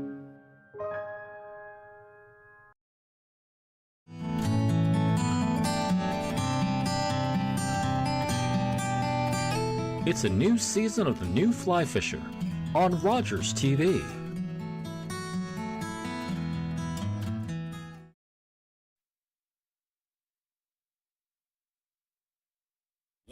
For local news, traffic, and weather for Ottawa and the Valley. This is City News 1011 everywhere. It's Tuesday, the 1st of August. Good morning. I'm Perushka Gopal-Kista. Right now in Ottawa, 20 degrees, partly cloudy. 19 in Smith Falls. Here's what's making news right now. The mayor also weighing in now on the latest light rail issues, particularly the compensation aspect. Mark Sutcliffe told the Sam Laprade show that once again the goal is to return to light rail service as soon as possible, but making sure that it's safe for customers. I want to underscore the fact that I think the most significant thing that we can do for transit riders is deliver a safe, reliable service to them. Fix the permanent issues that have led to all the problems, all the interruptions in service so far, and finally deliver to them a safe, reliable, a consistently safe and reliable service. Now we're expected to get another update from OC Transpo this afternoon on the possible return to service, as well as the ongoing updates on the investigation on the Confederation line. Now, no swimming at Mooney's Bay as public health continues to investigate amounts of algal bloom there. The swimming status showing that there are high levels of E. coli at the beach, and it's not advised for swimming right now. There's no word on when the beach will reopen, but right now public health continues to investigate. City News Time, it's 11:31. I'm Perushka Gopal-Kista. For news anytime, follow up online at ottawa.citynews.ca. The Sam Laprade Show continues on City News 1011 FM and 1310 AM.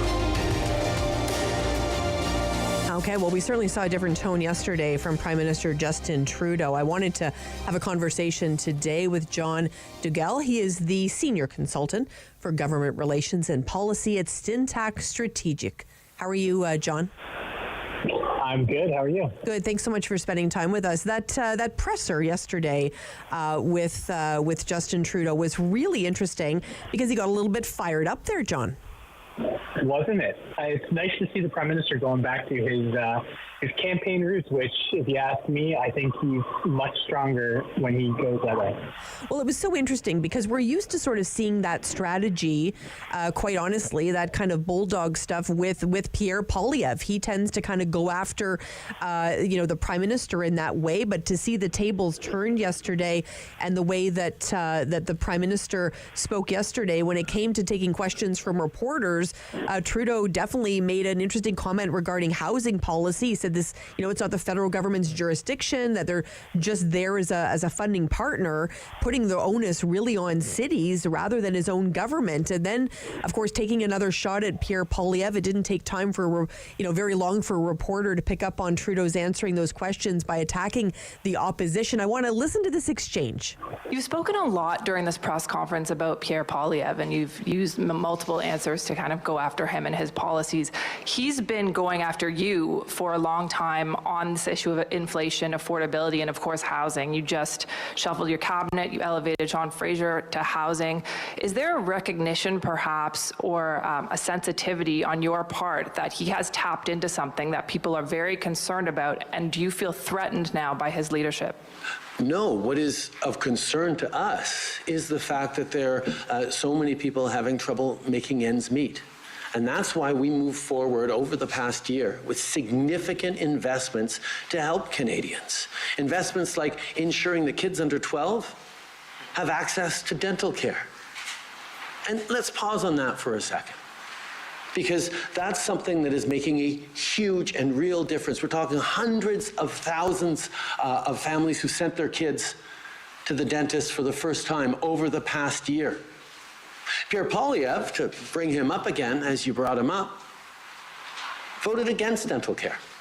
He said providing dental care to low-income Canadians would just feed inflation. Okay, so what do we think, John? He's including Pierre in a lot of his response there, which we don't normally see. That does this feel like campaign style? It definitely feels like it, and I think maybe what's more shocking is that it took so long for the Prime Minister and the Liberal Party to come out in this way against Pierre Poilievre. He's been Conservative leader for a fair while now, and it is definitely typical for any existing leader of any party, whether it is Jagmeet Singh or whether it is Justin Trudeau as leader of the Liberals, to come out in contrast against a new leader. In this case, Pierre Poilievre, taking over the Conservatives after Aaron O'Toole. So it's interesting to me, I think, that it just took so long for them to actually come out in this way. And I think this is strategic in part timing as well, because of the fact that you are approaching the midway, approximately 2 years from the last federal election, and so the midway of this mandate of the government, which in a minority government where anything can happen, especially if the NDP were to pull support of the supply and confidence agreement that they have in place, you have to start getting on that front footing and getting out there to at least be driving a conversation. Be the one leading the conversation as government. And if it weren't now, we would certainly be seeing this during an election time. So I think this is a recognition that, Pierre Poilievre is here. He's the leader of the Conservatives now. It's now time to start contrasting and start defining him in the eyes of Canadians and making sure that they see some of his weaknesses for sure. Well, listen, there's no two ways about it. The Liberals are following the polling very closely as well. Mm-hmm. I'm sure Mr. Trudeau is watching closely. But in terms of yesterday, the Prime Minister wasn't done. I mean, he actually went on for another 3 full minutes uninterrupted, talking about the many reasons why he thinks Pierre Poilievre is a bad leader. Let's listen to a few seconds. The anger that he is drumming up is dangerous for Canadians who would much rather work hard and build a strong future than throw up their hands and say, it's all terrible, it's all broken, let's all stay home. No, that's not who Canadians are. So I won't be stirring up anger. I will be pointing out where his proposals are irresponsible and unserious. But I will stay focused on solving the challenges Canadians are facing rather than exploiting them for political gain like Pierre Poilievre does. Will it be all sunny days ahead, John? Well, I think when it comes to the Prime Minister, it will be a bit more sunny than perhaps what we're thinking he might go into now. And it's simply because for Justin Trudeau, he has had that brand awareness where he is the positive leader. When he came in, he was the leader of Sunny Ways. In 2015, they came in on the rhetoric of real change and of positive politics. So I do think he's going to be a little bit more selective, let's say, in his language moving forward.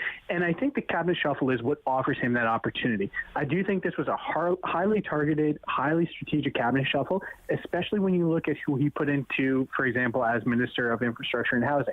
If you were to go back a few years and look at the clips of Sean Fraser during his time as Parliamentary Secretary for both Environment and as Finance, he had a number of back and forths with Pierre Poilievre where he seemed to get the better of Pierre a little bit by having those one-liners, those zingers, where he was able to knock Pierre off his game. And I think Justin now has assembled a strong cabinet around him, many good communicators, many good deliverers, if you want to say that about the files themselves. But those who can be a bit more aggressive, let's say, in the communication, while the Prime Minister continues to, of course, demonstrate to Canadians who he believes Pierre Poilievre to be and why they'll need to vote Liberal again in the next election. How important was it, in your opinion, John, for the Prime Minister to keep Chrystia Freeland exactly where she was as Deputy Prime Minister, Minister of Finance? How important was that consistency? Because, quite honestly, there wasn't a lot of other consistency there. Mm-hmm. And I think there's a continuity, let's say continuity or consistency across a couple files, finance being one, innovation and industry being another, environment being another. And I think those are important nods to industry themselves because, of course, the government's going to have to, at the end of the day, make sure that the economy is humming very well when they do go back to the polls at some point, whether it's 6, 12, 18, 24 months from now. So he's going to want to make sure that Canadians know that the government has their back, both from a support perspective in terms of offering those types of financial benefits to Canadians, whether it's the grocery rebate, whether it's the Canada Child Benefit, and knowing that those sources are coming back in and that they'll be continued over the long run, while also giving that nod to industry that we've taken our line on the economy. We are moving towards a cleaner economy, an economy of the future. We are heavily investing in some of these targeted areas, whether it is critical minerals, whether it is battery electric vehicles, whether it is biofuels, for example, as a way to reduce emissions over the economy. And so continuity in those three areas in particular, I think, is quite important to industry. And it's so interesting because we saw, I believe it was last week, where the Prime Minister was in Belleville and he was touring about and people were literally screaming, a couple of feet from his face, into his face, calling him all sorts of horrible names I can't even say on the radio. And he continued to shake hands and take selfies and do all of that as well. So it's a really interesting sort of strategy. He's coming out and being very sort of open, where security would have just said, "Hey, listen, let's just scoot you away out the back door." He went out and he was part of that. Do you think that was part of this new strategy as well, to say, "Hey, listen, I'm not going to go away because you're yelling and screaming at me. I'm going to come out and still address the people"? Mm-hmm. I'm not so sure that it's necessarily part of the strategy in terms of trying to get yelled at. I do believe it does, put him in a certain position with many rational, middle-of-the-road Canadians, which tend to be an overwhelming segment of the population. But I think that also fuels him, right? So going back to one of the comments I made right off the top about Justin being a great campaigner, being in his element when he's in the ring, so to speak, both literally when he took the ring against Patrick Brazeau before his leadership, and now figuratively in the election ring. What I see from him is an energy that you don't necessarily see when he is just doing the traditional government rounds. So I think this is actually a net positive for the Liberals and for their re-election hopes, because if he's facing this type of opposition now, if he is actively engaging with the community and kind of seeking out that fight, let's say, or that little bit of confrontation, if you will, in terms of getting that energy to be in campaign mode and be there more frequently, let's say, over the next coming months, I think that's going to put them in a stronger position because he'll communicate perhaps more effectively when he's in this mindset or when he has this energy about him. And what's so ironic about the whole thing, in my perspective, is we've seen Pierre Poilievre, which has been kind of known as the bulldog of the House of Commons, sort of go the other way, where I think his people are saying, hey, listen, you have to be more calm and you have to appeal to more people. We know the women's vote is going to be really important for Pierre, because it has been a challenge for the Conservatives in the past with O'Toole and with Andrew Scheer. It's been a challenge to try and get that female vote. So the ironic part of it all, in my perspective, is maybe Trudeau's people are whispering in his ear, hey, we need to see a little bit of fight, and people whispering in Pierre Poilievre's ear, hey, listen, saying pull back a little bit and show that you're a nice guy and you can relate to the everyday Canadian. Yeah, and that might be why they took away his glasses, right? To make sure that he doesn't necessarily see those more aggressive speaking points whenever he is going into an event. Who knows? But I do agree with you that it is a nice contrast to see where they started and where they're going, and how that kind of crosses against each other in a bit of a dichotomy, let's say, in terms of their approach to things. And I think at the end of the day, Trudeau will have a better ability to control himself, perhaps, in his temper, because we have seen those flares in the past, right? But you learn from your mistakes. But with Poilievre, it does seem to be maybe a bit more knee-jerk reaction to him, at least at this current time. And if that keeps up for the Liberals, I think that's going to be a good thing for them. Okay, looking for a prediction, John. Do you think we're going to see an election before, let's say, within the next year, before August 1st of 2024, will we see an election?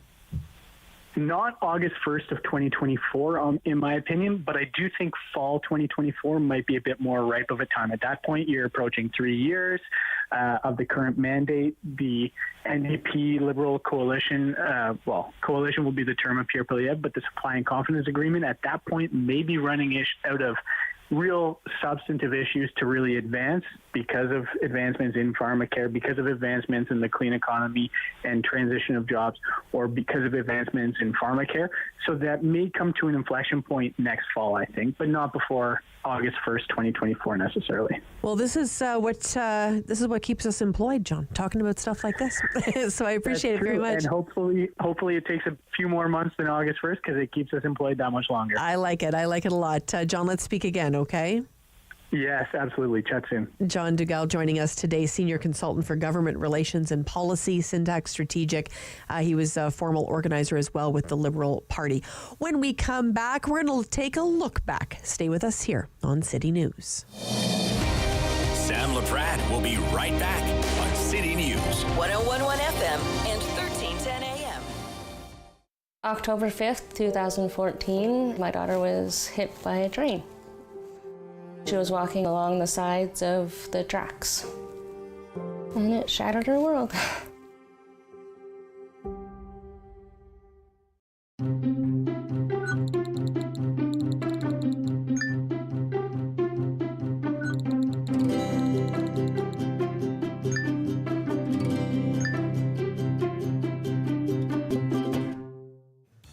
I'm Derek Fage, and I encourage you to join me each and every weekday at 2 p.m. for an edition of Daytime Ottawa. We will share with you some fabulous stories, inspirational stories, and of course, recipes from local chefs. We'll tell you about some wonderful musical performances, introduce you to local businesses and charities, and so much more. Join us here on Daytime Ottawa at 2 p.m. weekdays with repeats at 6 and 11 p.m. It was my daughter's birthday. She was blowing out the candles on her cake when we heard coming from the TV. So we stopped and listened, and it helped us get to safety. That's why when I think of my daughter's birthday, because now she gets to keep having them.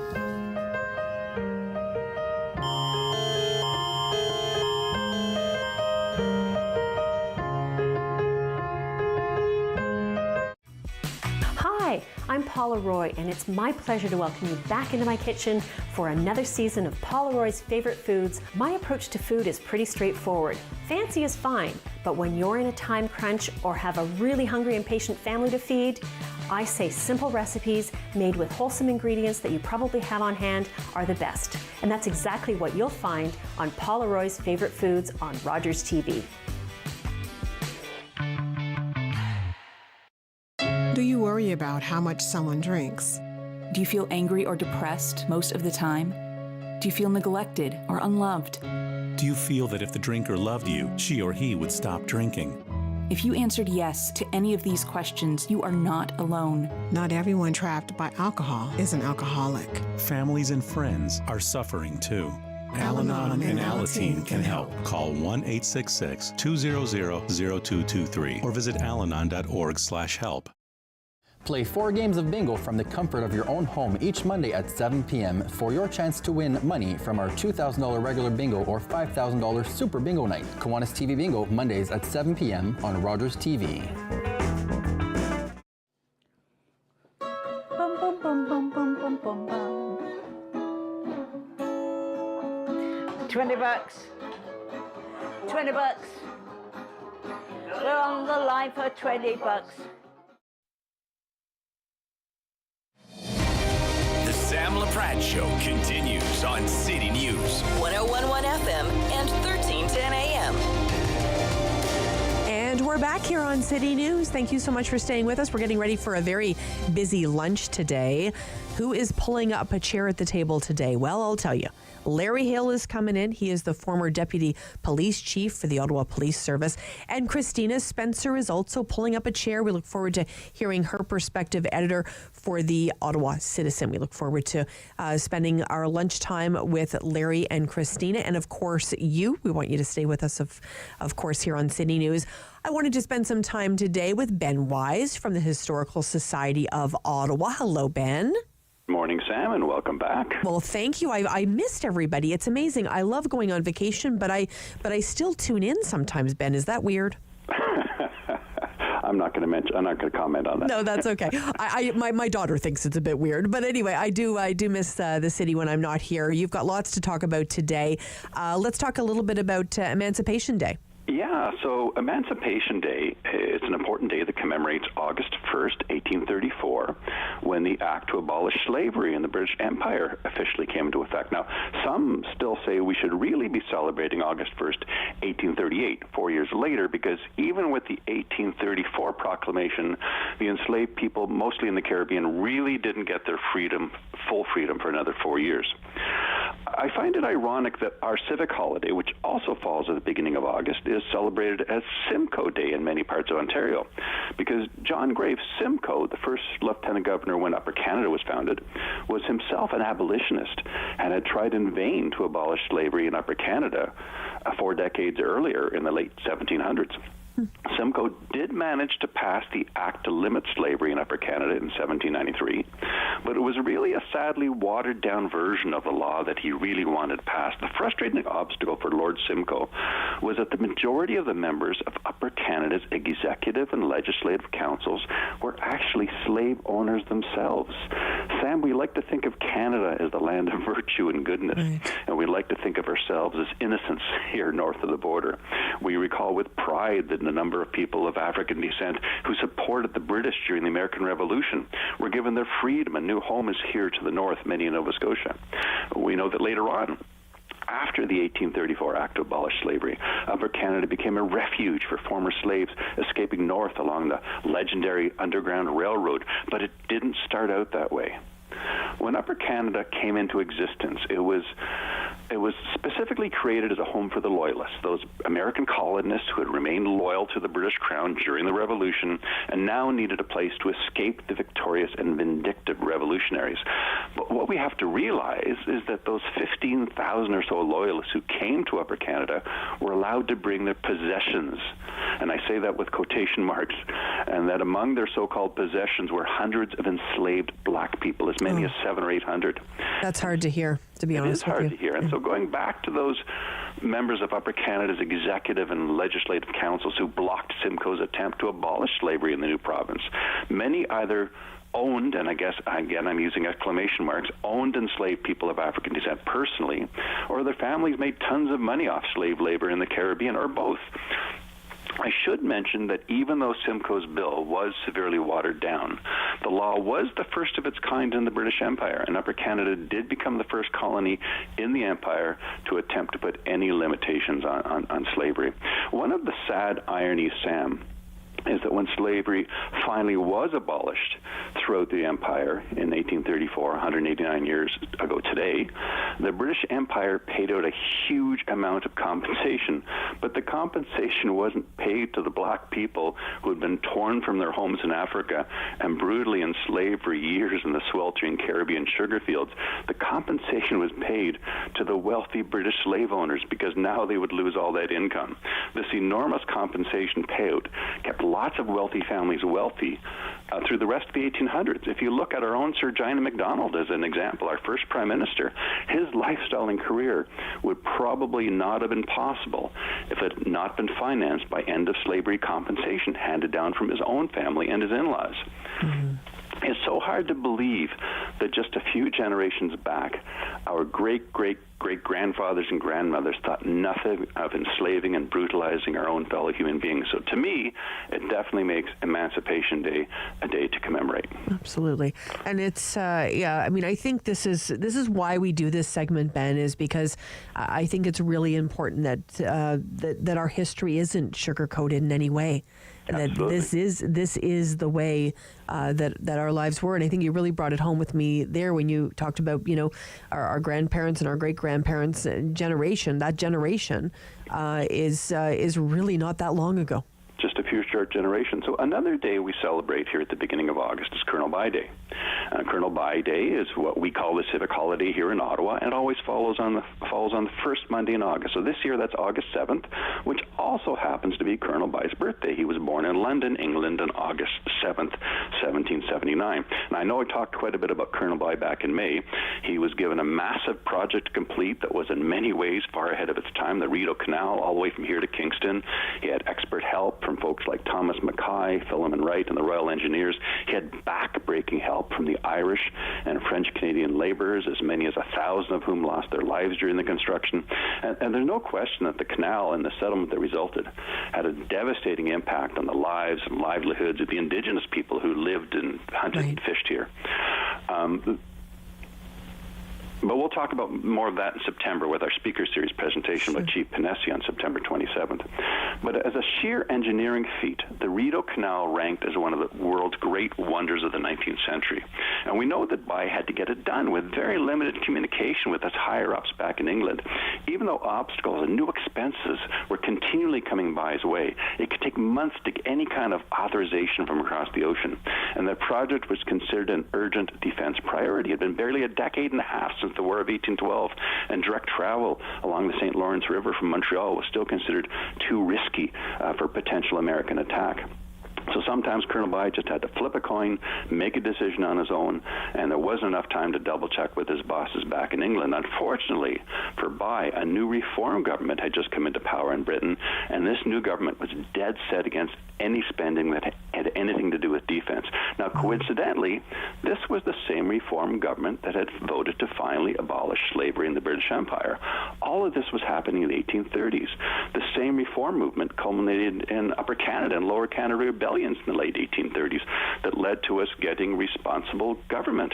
That, in turn, led to the Parliament buildings in Montreal getting burnt to the ground, which meant Canada suddenly needed a new capital. Right. And that's why Ottawa is the capital now, but that's a whole other story. Right.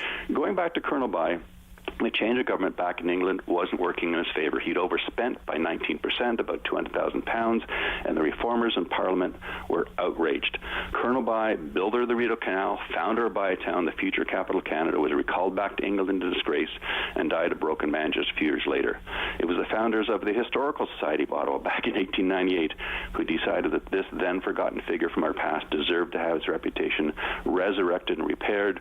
Among the tributes, we erected the statue of Colonel Bai in Major Sill Park. We send money back for his grave every year in England, and in every August we join in Ottawa in celebrating Colonel Bai Day. Wow, interesting. Thank you so much, Ben. I always appreciate your time. Thank you. You're very welcome, Sam. We really value the time that Ben spends with us to take a look back and see how this city was built. Ben, of course, representing the Historical Society of Ottawa.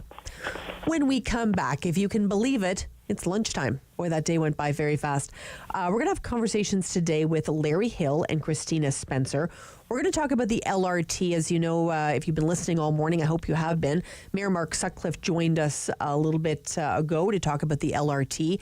And Renee Elmokar joined us at the top of the show today. That was my very first conversation about the LRT with Renee Elmokar. She's the GM, of course, of the LRT and of OC Transpo, an important conversation with Renee as well. So we're going to have a conversation about the LRT with Larry Hill and Christina Spencer. They're going to be here. I'm going to be here. And, well, I hope you're here. Stay with us on City News. Sam Laprade will be right back on City News. 101.1 FM and 1310 AM. Every year, dozens of Canadians are killed or seriously injured because they take risks around railway tracks. Talk to your loved ones about rail safety. Visit StopTrackTragedies.ca.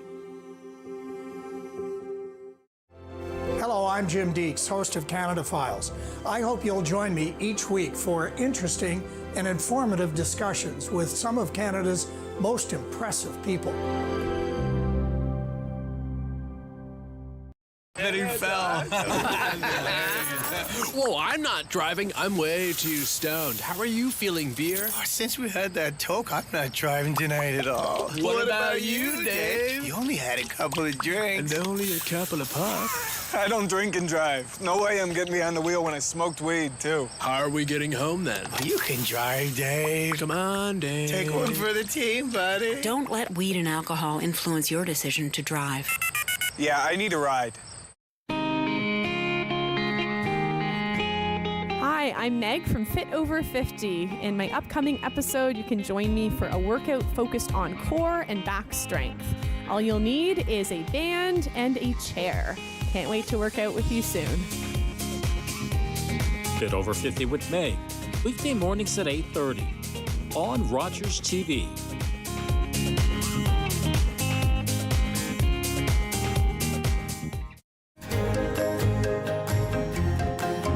Rogers TV presents a series of original creative stories animated by storytellers for children of all ages. Join us for Ottawa Storytellers.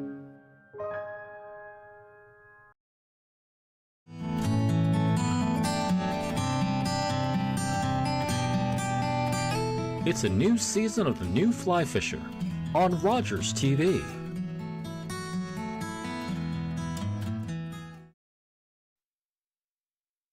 Is City News. CIWW 1310 AM in Ottawa. And CJET 1011 FM in Smiths Falls and the Valley. Number 1 for local news, traffic, and weather for Ottawa and the Valley. This is City News 1011 everywhere.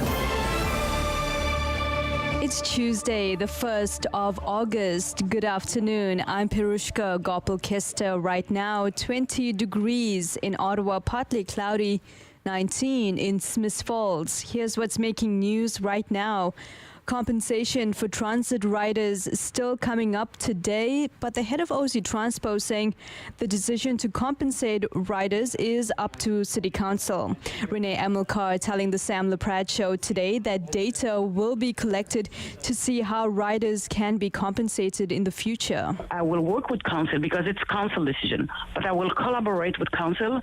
I will gather all the data that we will need we need to be able to at least take the right decision. However, I have to tell you, Sam, I have 39 million to fund for this year, 2023, and by improving the service, that I cannot provide with the LRT by having the Airline Express, those kind of initiatives are for my customers.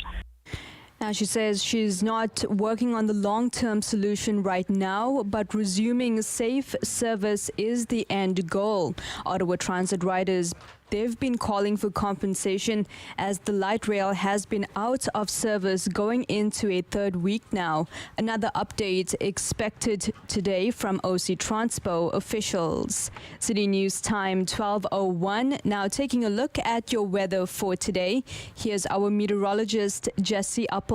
Temperatures remaining slightly below seasonal for today. A high of 22 degrees this afternoon, but we'll have lots of sunshine and clear skies right into this evening and overnight down to 11 degrees. Wednesday, sunny, 24 degrees, feels like 27 with a high UV index. And by Thursday, we get into some active weather, partly cloudy conditions, the chance of on and off showers, and the risk of thunderstorms. 23 degrees and a humidex near 26. Today's guaranteed high, 22. Right now, 20 degrees, partly cloudy in Ottawa, 19 in Smiths Falls.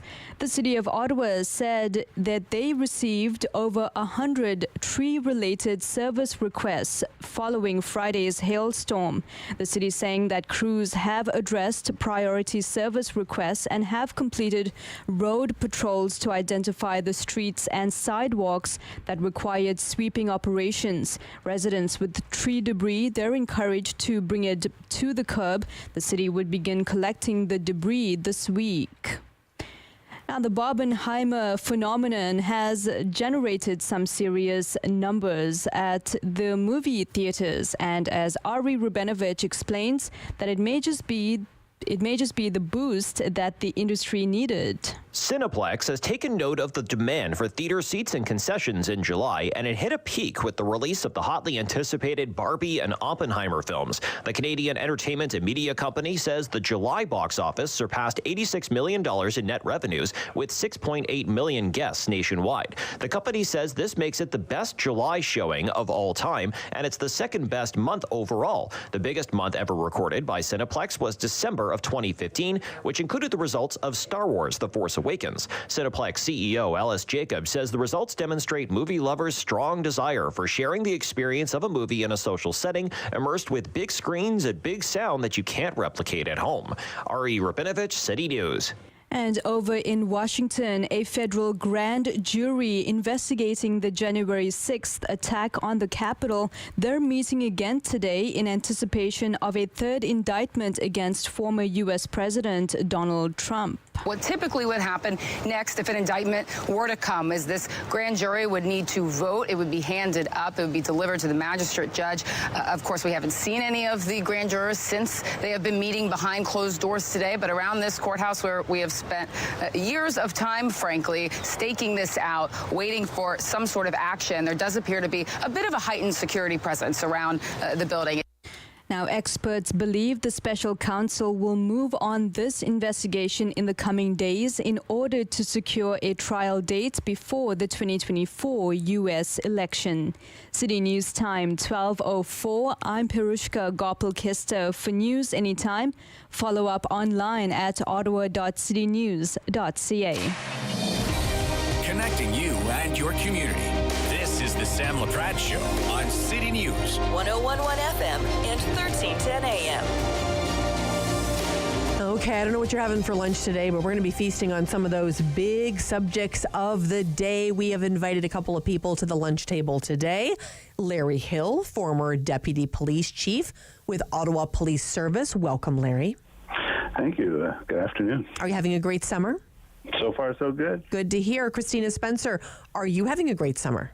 I am, indeed. Excellent. Editor of the editorial pages for the Ottawa Citizen. It certainly has been a very busy summer for Renee Almokar as the GM of the of OC Transpo and the LRT. Larry, it just seems to be one thing after another with this LRT. Do you have any hope that it's all going to be solved with what's taking place right now with some of the engineering fixes that they've got in place currently? Yes, I do have hope because they want to center in on correcting the problem once and for all, as far as I can glean from the reports. And I think that's, I know it's tough on transit users right now, but I think in the long run it'll be better for everybody. Absolutely. We spoke with Renee Almokar earlier today, Christina, and certainly you can hear the passion in her voice to get this solved. She's been certainly, from what she's indicated, working hard in ensuring that this is solved. Are you hopeful? Perhaps less hopeful than Larry, if I can put it that way. Hope springs eternal, so yes, of course, I hope. But when you think about some of the things that Ms. Amilcar has been reporting to us of late, it does cause some dismay, right? Now, they're talking about some of these so-called restraining rails that have to be put along the curbs. She says that's a maintenance issue, so it does beg the question of why things weren't maintained properly. But the other thing is this whole issue around these axles, and I don't pretend to understand any of this really, but they also say this is similar to what they found during the derailment in 2021, and even when they had that sort of failure last year. And so you think, but if it's the same thing or the same principle, and it hasn't been fixed before, why would I think they're suddenly going to be able to fix it now? That would be the question I think any consumer would be asking, and certainly I'm asking it. For sure. We also had Mayor Mark Sutcliffe join us today. Here's what he had to say. We finally have approval from the consortium to go ahead and have their supplier do that. And so Alstom is going to redesign the axles on the trains so that we don't have these issues in the future. So I know it's frustrating for everyone, but I hope that residents will see that there's a different approach, a dramatically different approach now, and it's going to lead to better results. I certainly hope so, Larry, and you've got some hope there as well. Their communications, I have to say, have, from my perspective, certainly I've been sitting in this chair for about 5 years, hosting and talking about the LRT, the communications from OC Transpo in terms of the issues, much more transparent. Have you found that to be the case as well, Larry? Well, I think they're being transparently honest, which is, they're not trying to cloud the issue with trying to pass it on to somebody else is at fault in this. I think they're taking it head on, tackling it head on, and I think that's refreshing. And what do you think about the communications, Christina? You've followed this for a long time as well, and you've seen the type of communications we used to receive and the lack thereof in many cases. Certainly do, and the fights over those communications right. in the past. So I like the fact that the temperature is not as high as it was. As Larry Hill just said, that sort of sense of recrimination is not there. These people are clearly focused on solutions, which is great, and I like that. I worry about, this expression, final fix, because they're really setting themselves up for a failure if it isn't. Mm-hmm. If it isn't a final fix, that'll be the end of anyone's credibility. But if they are able to get things back running in a way that keeps the system going for quite extensive periods, then they're going to get full credit, I think, for being honest, for being forthright, and that's what my fingers are crossed for. It isn't what I expect with the system anymore, and I don't think it's what most users expect. Yeah, for sure. It certainly has been challenging. Top of mind for so many is the compensation for transit users. We know that the City of Ottawa obviously is not paying RTM, RTG for the fact there is no service. So that begs the question, are people that hold that transit pass aren't receiving LRT services, so should they be paying for it? Here's what Councillor Steve DeRush had to say. Yeah, I've said publicly that that's not something I'm going to put forward. At the end of the day, we need a source of funding in order to be able to support that. And we knew when we approved the OC Transpo budget this year that we had a significant budget shortfall, a revenue shortfall, because of the post-pandemic ridership bouncing back and the expectation that the province was going to continue to provide us with some gap funding. So far, that gap funding hasn't materialized, and I think we're well into the year, and I think if we would have had some positive answers there, we might have heard that by now. So again, it's easy to say yes, but unless you have a source of funding for this, I'm not sure how we are going to make it work.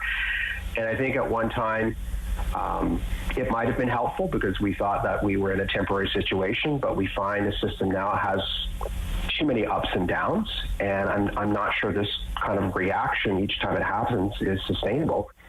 And of course, Steve joined my colleague here, Derek Fage, filling in for Rob Snow on the Wake Up with Rob Snow show. Larry, it really is they're between a rock and a hard place because there is a shortfall to begin with. If they start compensating passengers, people that are looking to ride the train, it's just going to put us more in debt. It's cyclical, Larry. It's a really difficult one. Yes, and no, I wouldn't agree with compensation because what is it, a $29 million shortfall now.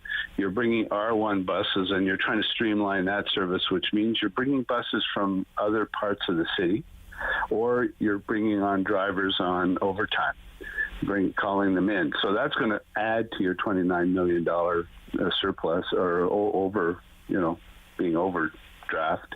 And it's just going to compound the issue if you try to compensate people. What do you think, Christina, in terms of compensation? Well, I think Steve DeRoche is that exactly right? It's how is this going to be sustainable? He also, I thought, made my point for me, actually, in that clip where he said, these problems are happening too often. It didn't sound like he had a lot of confidence that they won't keep happening. So every time this happens, can you compensate people? You can't afford to, and even if you want to, in principle, in the private sector, of course, you would have to if you didn't deliver a service. You'd have to find some way to compensate.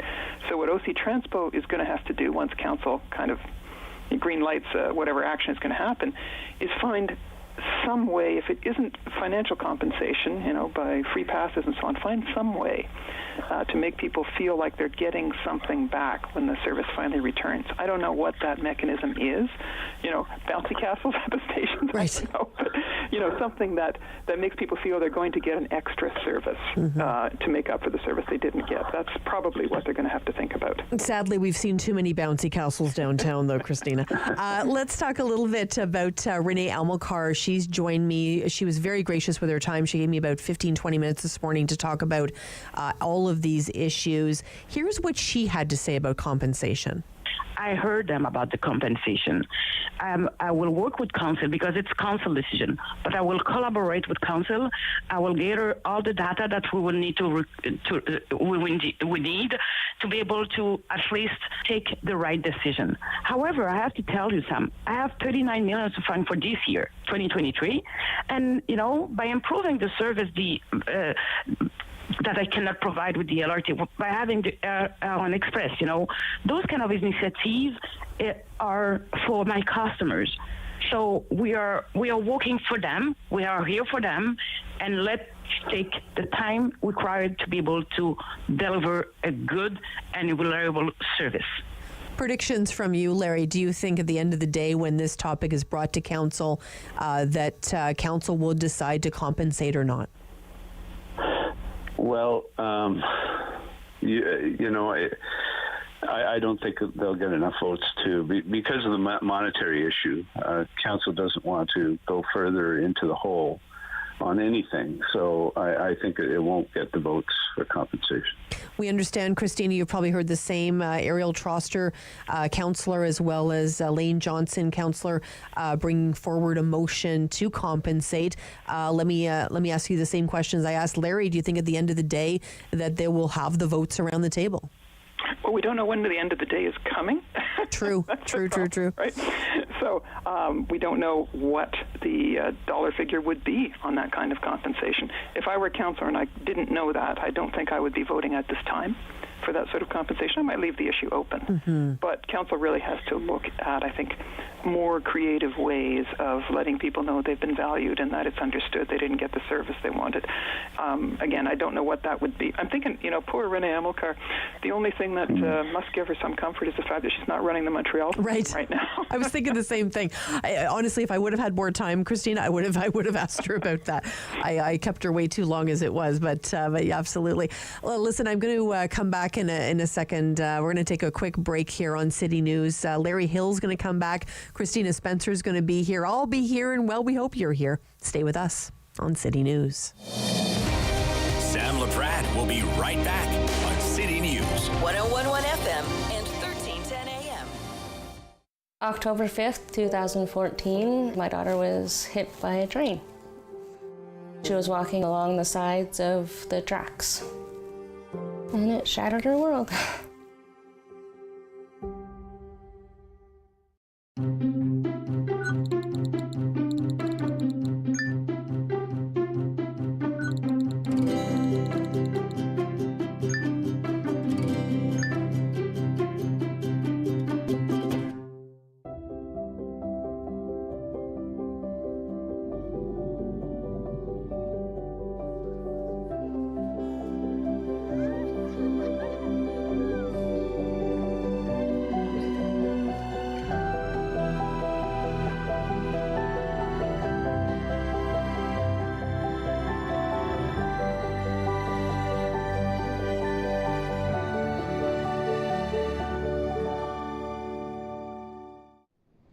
We were born in Canada. We spoke English. On the streets, we weren't welcome. But on the field, we were the Asahi. Vancouver's champions. Everyone cheered for us. Our people had a voice. Then Canada declared war on Japan. They took us from our homes, called us enemies, forced us into camps. But we brought the game with us.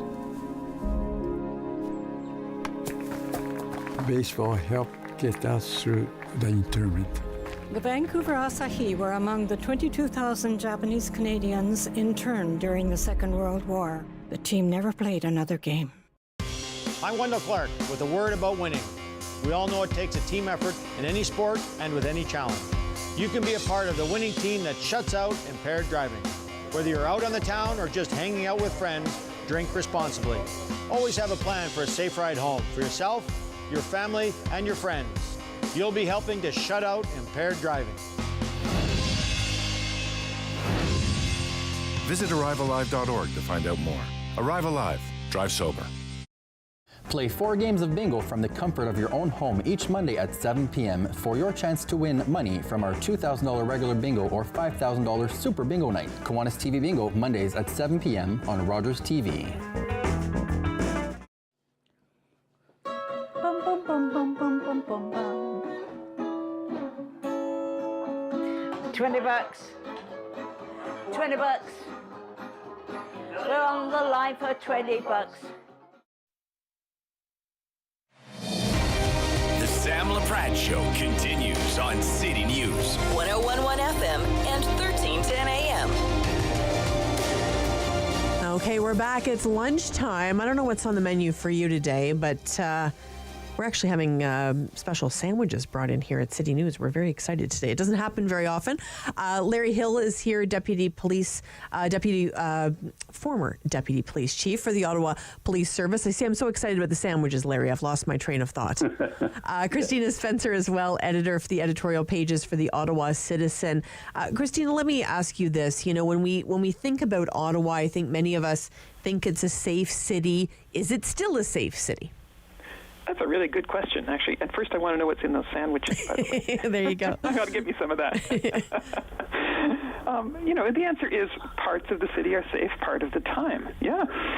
If you live in, I don't know, one of the West End neighborhood or the Glebe or something, you probably think it's a pretty safe city. I mean, you are dealing with the issues I think all urban areas have of sometimes of panhandling, sometimes of break-ins and things of that nature. But you probably think you live in a safe city.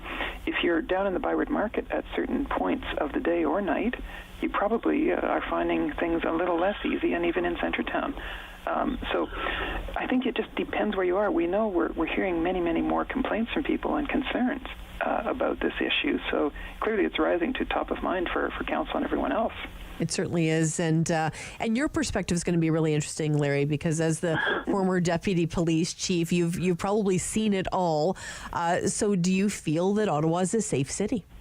Yes, it is. Yeah, I'm being general here, but yes, it is. I mean, you can walk anywhere in the city and be safe, but everybody has a different way of measuring safety.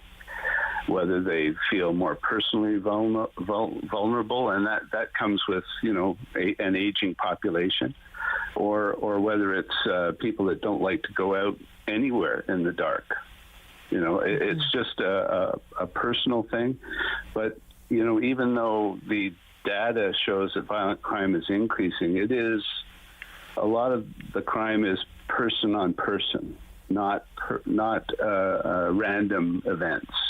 And that indicates to me that generally speaking, Ottawa is a very safe city.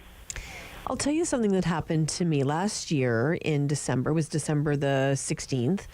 My daughter and I we did a little staycation. We stayed at the Westin, and we were seeing the Bare Naked Ladies play at the NAC. So obviously, I mean, you could toss a coin, and that's how far the NAC is away from the Westin. Yeah. And the gentleman, as we were walking out of the Westin, the gentleman that was sort of asking us if we needed anything or our car or anything like that, said, "Oh, where are you ladies heading tonight?" And we said, "Oh, we're going to the NAC." And he said, "Are you walking?" And I said, "Oh, yeah." Like it's And he said, "Well, may I recommend you take a cab?" And Christina, I couldn't believe it.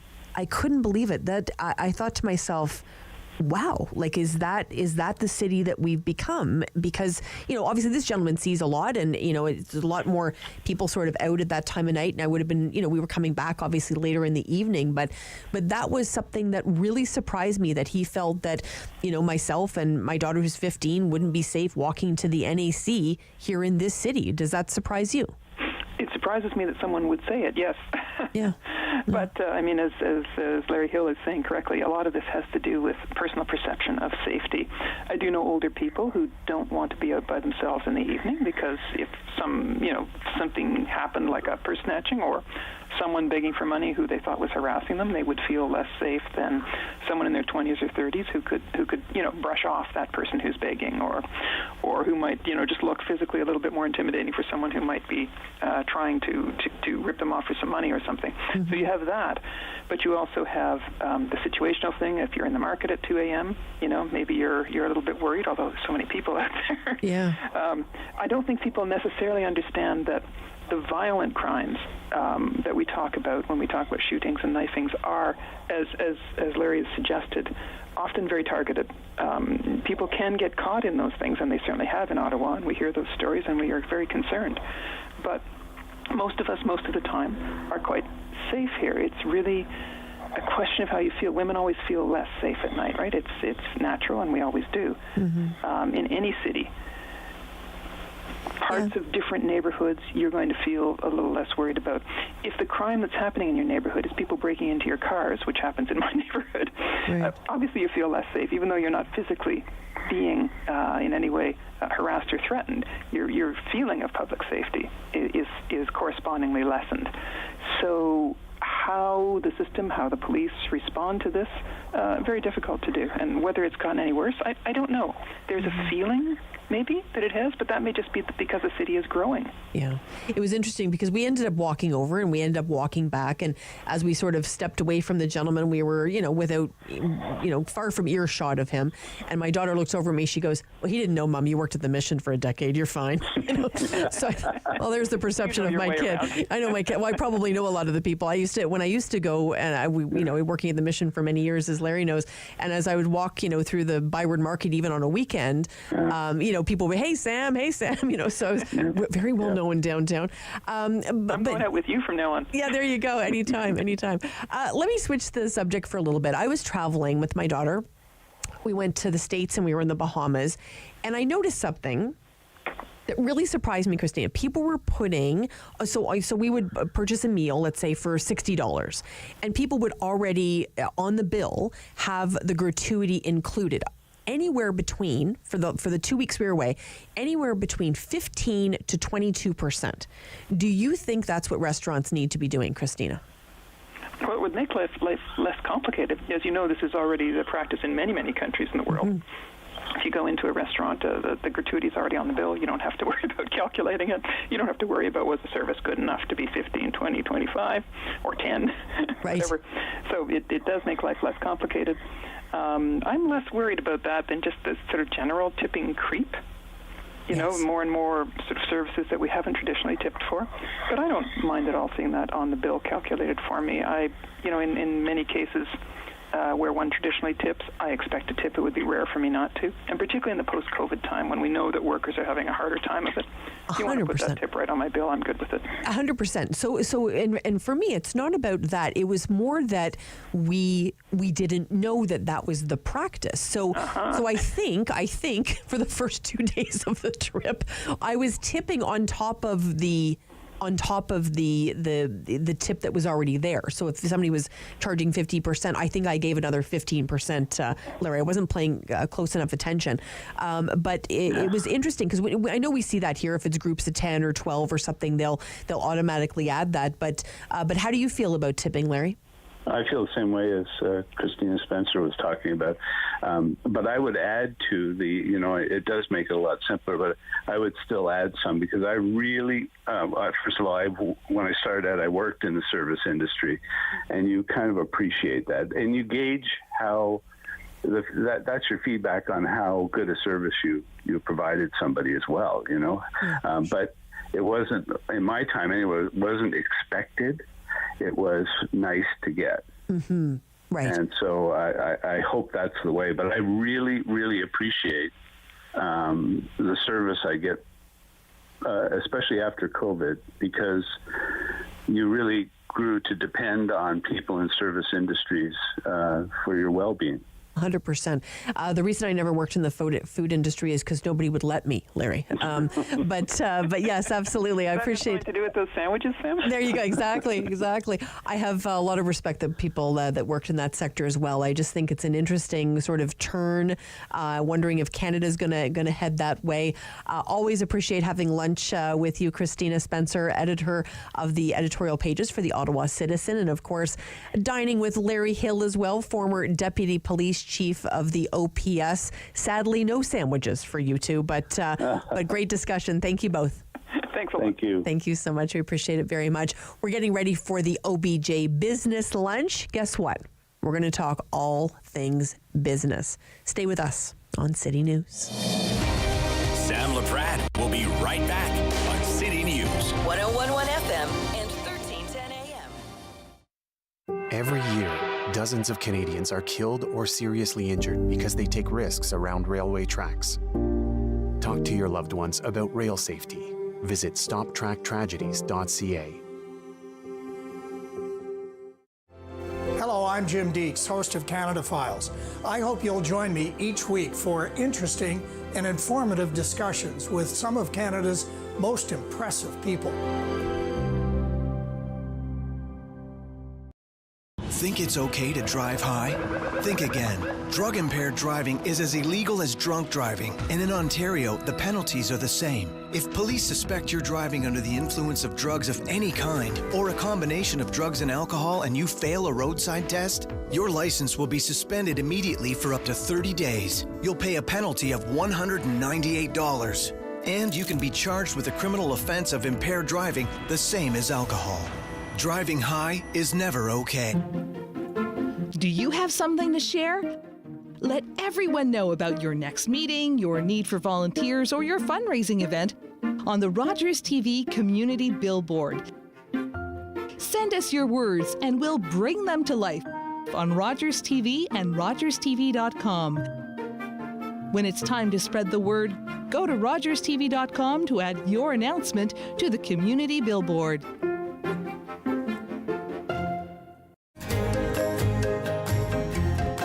Rogers TV presents a series of original creative stories animated by storytellers for children of all ages. Join us for Ottawa Storytellers.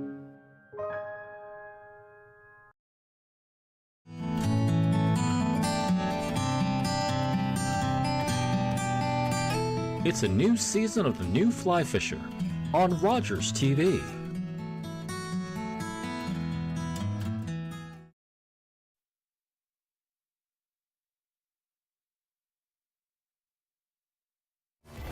Number 1 for local news, traffic, and weather for Ottawa and the Valley. This is City News 1011 everywhere. It's Tuesday, August 1st. Good afternoon. I'm Pirushka Gopal-Kester. Right now, 19 degrees in Ottawa, partly cloudy, 20 in Smiths Falls. Here's what's making news right now. Ottawa's mayor weighing in on whether riders should be compensated for the latest light rail problems. Mark Sutcliffe told the Sam Laprade show that he shares the frustration with riders, but ultimately it's about getting the trains back on the tracks safely. I want to underscore the fact that, I think the most significant thing that we can do for transit riders is deliver a safe, reliable service to them. Fix the permanent issues that have led to all the problems, all the interruptions in service so far, and finally deliver to them a safe, reliable, a consistently safe and reliable service.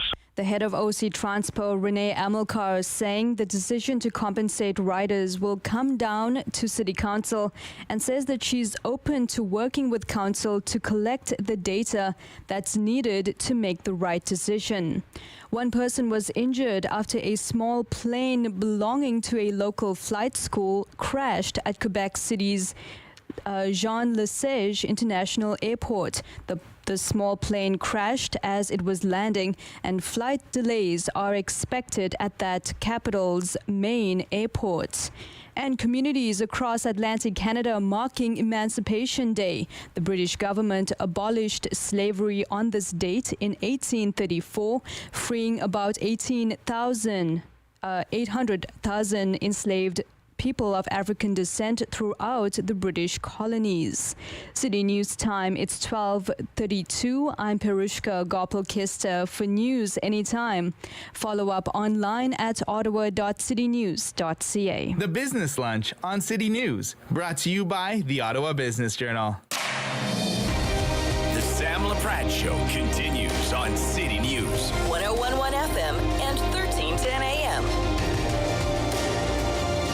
Well, it's the OBJ Business Lunch, where we talk all things business. The Ottawa Business Journal, of course, a great source for those business stories. I don't miss it. I get it every single day. Catherine Callery is here today, Vice President of Destination Development with Ottawa Tourism. Hello, Catherine. Hi, Sam.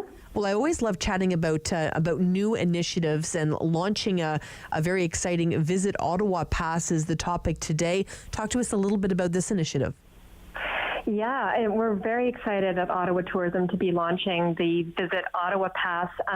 Your listeners are likely to have seen similar passes in other destinations when they've traveled, where you can visit a number of attractions that are bundled up together into one paid pass.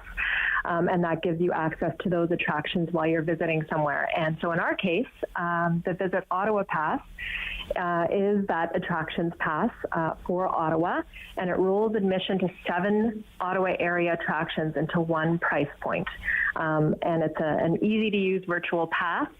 So we think that our visitors and our locals actually are going to get a lot out of it. Well, it's just so smart because, to your point, I think New York City probably is known for this the most in terms of getting a pass and visiting all these different destinations. So we're pretty hip now that we've got something very similar as well. And I see Canadian War Museum, Canadian Museum of History, the good old Deafin Bunker, obviously a big hit with people as well. The National Gallery of Canada, the Royal Canadian Mint. I've never gone to the Royal Canadian Mint. I need to do that. The Haunted Walk is on here as well. Grey Line Ottawa with that hop on, hop off, which is really important, and cobblestone tours. So really something for everybody, but it's really nice to sort of bundle this together. Absolutely, and that's the idea. You know, everyone has had visiting friends and relatives in town, and you're thinking, what am I going to do? What are we going to do together that's going to please everyone? And there's kind of something for everyone on this pass that you can kind of, you can get a 1-day pass, you can get a 3-day pass. You've got, depending on the length of your visit, depending on if you like museums or galleries or tours. So there's really something for everyone. And the price point, I have to say, that's one of the things you've done really, really well here, is it's affordable. Yeah, that's the idea. We really want people to get value out of it. You've got 7 attractions. It's 8, of course, but as you noted, Grey Line and Cobblestone are basically switch each other out depending on the season. So Grey Line right now, so 7 attractions, and $59 plus tax for an adult, or $42 plus tax for a child. You've got access to all of those attractions for a 1-day pass. For a 3-day pass, it's a little bit more because, of course, you've got those extra days. So $94 plus tax for an adult, or $69 plus tax for a child. So you really get a lot of value if you look at these the general admissions for these different attractions. You're getting a discounted price for those attractions. It's brilliant.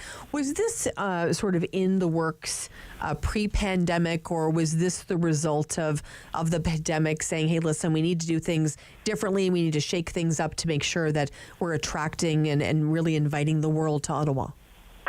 Yeah, definitely something that has become a bigger interest and a bigger demand post-pandemic.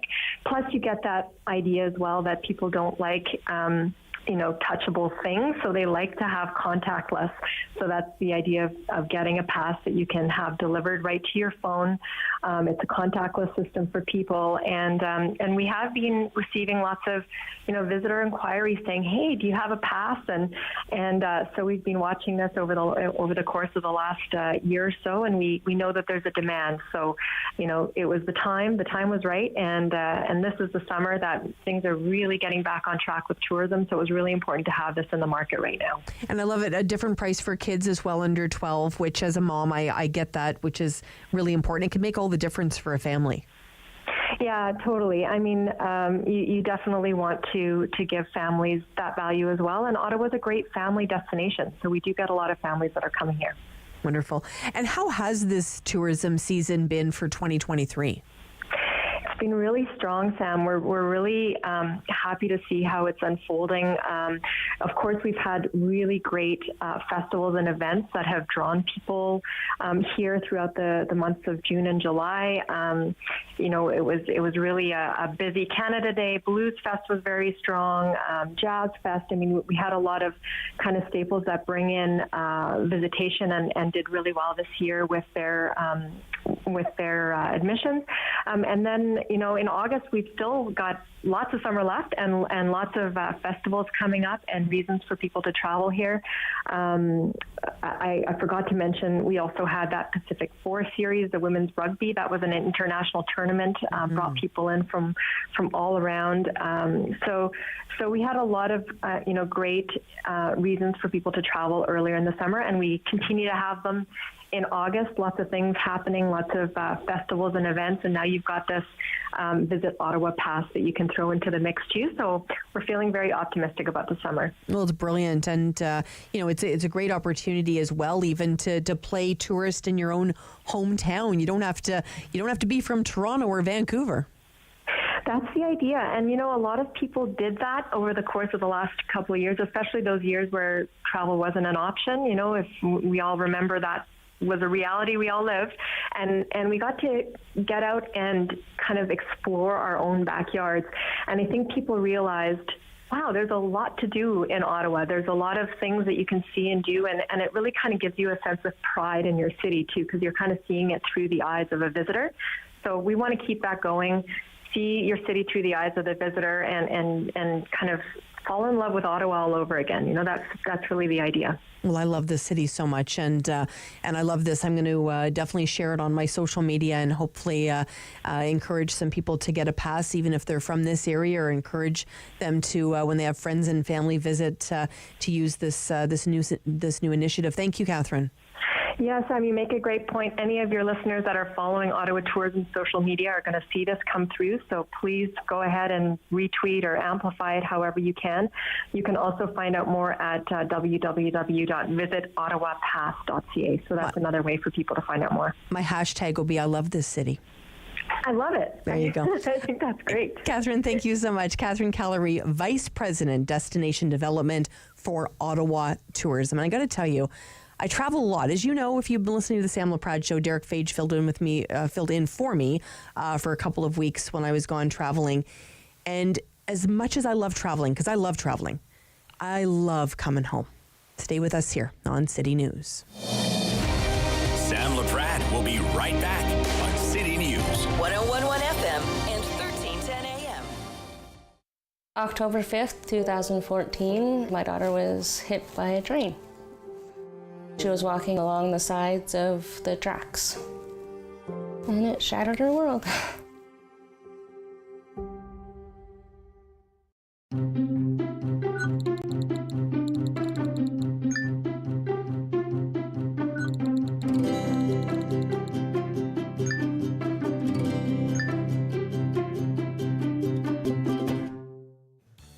I'm Derek Fage, and I encourage you to join me each and every weekday at 2 p.m. for an edition of Daytime Ottawa. We will share with you some fabulous stories, inspirational stories, and of course, recipes from local chefs. We'll tell you about some wonderful musical performances, introduce you to local businesses and charities, and so much more. Join us here on Daytime Ottawa at 2 p.m. weekdays with repeats at 6 and 11 p.m.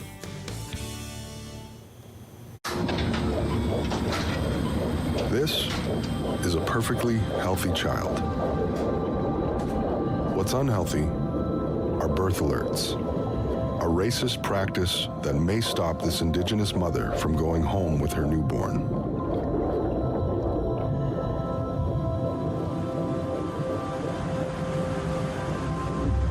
Become an ally.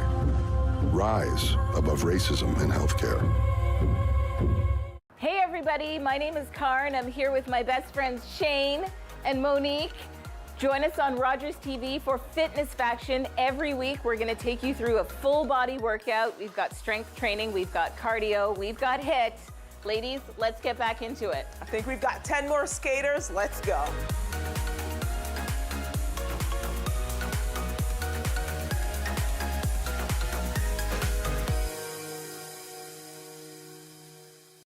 Today, I helped a parent feed their family by connecting them to a food program. Today, I helped someone connect with mental health supports. Today, I helped a couple struggling to pay their bills access financial aid. Every day, 211 navigators connect Canadians to critical government and community programs and services. 211. Help starts here. Play 4 games of bingo from the comfort of your own home each Monday at 7 p.m. for your chance to win money from our $2,000 regular bingo or $5,000 super bingo night. Kiwanis TV Bingo, Mondays at 7 p.m. on Rogers TV. Bum, bum, bum, bum, bum, bum, bum, bum. $20. $20. We're on the line for $20. The Sam Laprade Show continues on City News. 1011 FM and 1310 AM. Okay, I've said it once, I've said it 1,000 times. I love Merrickville. I'd only ever been to Merrickville for the very first time about 3 years ago. I could not believe how much I loved this little place, and I wanted to spend some time today with Michael Phillips, the Merrickville Book Emporium. How are you, Michael? Good. How are you? Fantastic. So what is the difference between a book emporium and a regular old bookstore? Well, I mean, it is the name. Emporium means a store that sells a wide variety of things, anything. So one of the things I've tried to do in curating my bookstore is try and have as eclectic a selection as possible. It is a used store, so I do feature a lot of antiquarian and collectible academic rare books, but also, your potboiler mysteries and beach reading for the tourists that come through. So trying to cover as many markets as possible. That's wonderful. And it's not lost on me, Michael, when I think about the last 10 years that 2.5, 3 of them were pandemic years. Yeah. How did you manage to stay open during all of that? Well, it definitely was a challenge. I do feel as a bookstore, I was a little bit insulated against some of those challenges than perhaps other stores would be. Being in Merrickville, my overheads are fairly low or relatively reasonable, and also because it's a bookstore, I do a lot of my stuff online. So about 33% of the business is through mail order. So I send books all over the world. So that kept me going during the pandemic. Also, the local community was tremendously helpful and supportive. So even though we were closed, I got quite a few calls and messages from local people in the area, looking for books, asking, did I have such a book? If I didn't, was there anything else I could recommend? So we were able to do a little bit of curbside assistance there. But of course, it's not the same as being physically in a store and being able to browse through all those shelves and stacks. Yeah, there's just something about that. I love bookstores as well, and checking out what you can find in there. Where did it all start for you, Michael? How did this journey begin? Well, it sort of was a bit of a sideways accident almost. I was in university. I was at Ottawa U doing my graduate studies, and I finished up with probably a few too many degrees. I wasn't sure what I was going to do with all of those. I had expected I was going to sort of be in academia, but the job prospects there weren't very good. And at the same time, I also, like you, I visited Merrickville quite often. I did have family here, and I knew that it was a great town, and it was lacking a bookstore. It always had a bookstore. There was a wonderful antiquarian store here about 12 years ago that I knew quite well. I still talk to the old owner every once in a while, and I just knew that there was a gap in the market there, and I thought, well, I'd much rather run a bookstore than be a sessional lecturer with no job security. So that was 10 years ago, and it's been wonderful and haven't looked back. So when you're looking through books to curate for your store, and you come across one, you said, wow, I can't believe I got this. What's that wow book for you? Ooh, there's a few. I do have a true first edition of The Great Gatsby. Which is probably the most valuable book I have right now. I'm not entirely sure if I want to sell it, but I think some of my favorite ones are just some of the really obscure things that I would never have come across if I hadn't been running a bookstore. So not too long after I opened, I had 2 anthropologists who both cleared out their libraries, so I was able to acquire quite a good collection of anthropology, and there were some wonderful texts, some of these incredibly obscure studies of peoples from all around the world. One of the most interesting books I have right now is actually a vintage 1876 soap maker's private journal. So it is literally just a collection of recipes for traditional soaps, and it comes in a locked book, which is quite unusual. Wow. And I also I don't want to go on too long. No, it's great. The book I had was a collection of poetry by a Canadian poet, Charles G.D. Roberts, who's a fairly well-known Canadian poet from late 19th, early 20th century. And And this had been signed by him. It was a vintage book. And on the front page, on the front end paper, he had written a poem, which was a poem that was later published. And I was able to sort of see, he changed some lines in a couple of years between us. But most importantly, he'd gone through the book and had marked it up and had made some comments on his own poems, including one where he crossed out the final stanza and said, this stanza's no good. So I thought that was kind of cool, seeing the author's own sort of critiques of his writing. That's very cool. Yeah. That's very cool. So has it ever made you think, hey, I should write a book? I'm sure pretty much everybody who owns a bookstore probably does that. I've done some writing. Actually, I've still kept up some of my academic writing. So I had an essay recently published in a collection of works on the Dune series. So the dream's still there. And I think the other thing is I'm surrounded by all these strange, interesting books that I would never come across otherwise, so I get to sort of immerse myself in all these different topics outside of my field, so that's a lot of fun. So take me through the front doors. I've never been there before. I'm walking through the front doors. Mm-hmm. Where would you guide me, or do you sort of just let me meander? Oh, I think absolutely. I think when people come into a bookstore, they have to meander. One of the things I like about my particular location is that the building itself is a little bit labyrinthine inside, just a bit of a maze. There may or may not be a minotaur in there. I think people should sort of gravitate to where the books tend to pull them. If I were to recommend things, one of the things I always like to sort of push in the store is the local history. Merrickville and East Ontario is, of course, a fascinating area. So there's quite a few sort of obscure works of local history, and of course our local writers as well too. Merrickville is very much an arts, very much a bohemian town. We just had our Merrickville Festival of the Arts this past weekend, so there are a number of writers and poets and playwrights in town. So I like to feature their works as well too. And 10 years in business, it certainly is definitely something to celebrate, Michael. It's an incredible milestone, and in beautiful Merrickville. I visit. I will visit you absolutely in the future. I tend to visit Pickle and Myrrh because I need my caramel fix. But I'll definitely stop in next time I'm in, and I really appreciate you joining us. Congratulations on that milestone. Oh, thank you so much, and thanks for having me. Michael Phillips joining us today, the Merrickville Book Emporium. If you're in Merrickville, stop by and see Michael. You just never know what you're going to find. If you're wanting to fly somewhere, maybe to Western Canada, well, maybe you want to do that on Porter. Kevin Jackson joins us now, Chief Commercial Officer with Porter Airlines. Hi, Kevin. Hey, good afternoon, Sam. How are you? Good. I love talking about Porter because there's just always something new happening with Porter. Tell us about these new flights to Western Canada.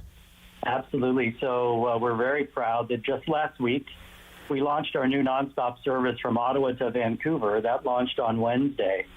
And also last week we announced a new nonstop service that we're going to fly from Ottawa to Edmonton, and that's going to start on October 4th.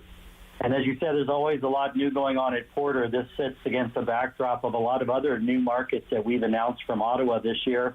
So right now we're flying from Ottawa to 11 different destinations across Canada and the U.S., and we're going to continue to grow. It's amazing. And Porter, there's just something about flying Porter. I've said this to your colleague, Brad Cicero, a few times as well. There's just something about flying Porter that is just a little bit more special, and I love it. Tell us a little bit about these new aircrafts. Sure. I appreciate that you recognize the work that we put into being special. So we're flying out west on the Embraer E195 E2, and Porter is the launch airline for this aircraft in North America. And it is the latest in technology that enables this aircraft to be the quietest aircraft, 75% less noise than other aircraft its size. It's greener, it burns less fuel than other aircraft its size, and that's just really on the outside of the aircraft. Once passengers step inside, one of the great features of this aircraft is just like our Porter aircraft that we fly to Toronto and other cities today, it's a 2x2 configuration. So what I mean by that, it means there's no middle seats anywhere on board any Porter flight. So imagine flying in economy, getting to go all the way to Vancouver or Edmonton and do it with no middle seats. That's a real level of comfort that we provide our passengers. And then from there, the hospitality kicks in. Every passenger gets free beer and wine served in glassware, just like we're known for. They've got a selection of premium snacks. One of the great features of this aircraft, every passenger on board gets free fast Wi-Fi. But I always like to talk about the fact that you can be on your computer streaming your favorite entertainment. You can be on your phone talking to your friends. The Wi-Fi on this aircraft is incredible, and it's free for everyone on board. And then finally, we round that out where we really enhance the food and beverage offering on board the aircraft. Throughout the aircraft, passengers have access to fresh, healthy meals. It can either be done as part of your fare or you can buy it on board. And so we're providing an elevated level of economy experience to passengers, what we're well known for, but now taking it to the next level as we fly out west to Western Canada. You had me at the 2x2, Kevin, to be honest with you. And a little bit of glass of wine in the process. Exactly. No, the 2x2, I just traveled a lot and over the last couple of weeks, and you just see people look so uncomfortable in that middle seat, especially if they don't know the people on either side. It can be... it's not pleasant. That's what's great in a 2x2, really, because if you're traveling with a companion, it's just you and your companion, and you can have a nice conversation throughout the flight. You're not worrying about someone being around you. But even if you're traveling on your own, you've got plenty of space. You're not worrying about someone taking your armrest and those sorts of things. It's a great configuration. Mm-hmm. So passengers love it. And Porter making this, obviously big investment coming out of the pandemic. We know what the pandemic did to airlines and to travel. Is it part of that sort of refresh, if you will, Kevin, getting people back in the skies? Well, yeah. So when we came out of COVID, we really decided to reinvent ourselves in many ways because we were well known for our service within Eastern Canada and the Northeastern United States. But COVID created an opportunity for us to really rethink that and to become a North America-wide carrier. We placed an order in the middle of COVID for up to 100 of these Embraer E195 aircraft. And so it allows us to fly from Eastern Canada all the way down into Mexico, the Caribbean, the west coast of Canada, and the U.S. We've got full North American coverage with this aircraft. And so as we are working quickly to expand our network as the aircraft come in, we're really repositioning ourselves as an elevated economy airline for passengers throughout Canada, throughout North America. So if you know us well as our regional routes, you're going to love us on a North America-wide footprint. Well, that's wonderful. Thank you so much, Kevin. I appreciate your time today, and maybe we've inspired someone to visit some friends or family out in Vancouver and take Porter. Absolutely. It's beautiful in Vancouver and Edmonton in the fall. So come out and fly with us and visit your friends and family and enjoy the beautiful Western Canada. So thank you so much. My pleasure. Kevin Jackson joining us today, Chief Commercial Officer with Porter Airlines. Wow, today has been a very big show. We kicked off earlier today with Renee Almocar, of course, GM of OC Transpo, talking about the LRT. She said she's committed to safety. She's committed to customers and making sure that people obviously enjoy the service. We don't know when the LRT will be returning to service, but we're following that story very closely here on City News. We asked her about compensation. She said, listen, that is council decision. She'll provide whatever she needs to council in order for them to make that decision. We spoke with Mark Sutcliffe as well, Mayor Mark Sutcliffe, regarding the LRT today. And he once again talked about the system, talked about the fact $39 million in deficit right now for that system. So he wasn't sort of committing as well to any compensation. But we're going to see how that's going to play out. The safety of the system is really top of mind for so many. We know those new express routes as well have been brought in to make the commute a little bit easier for people. We appreciate you joining us here to share all this information as we do every single day, whether it's the OBJ Business Lunch and we're talking to somebody from Merrickville about their 10-year anniversary for their business, or we're talking to people making big decisions for our city like Renee Almocar and Mayor Mark Sutcliffe. All of it, we want to bring that view of Ottawa and the Valley to you. We appreciate you watching on Rogers TV, listening on City News. Guess what? We're going to do it all over again tomorrow. Stay with us here on City News. You've been listening to the Sam Laprade Show. Tune in again for local news and community views on City News. 101.1 FM and 1310 AM.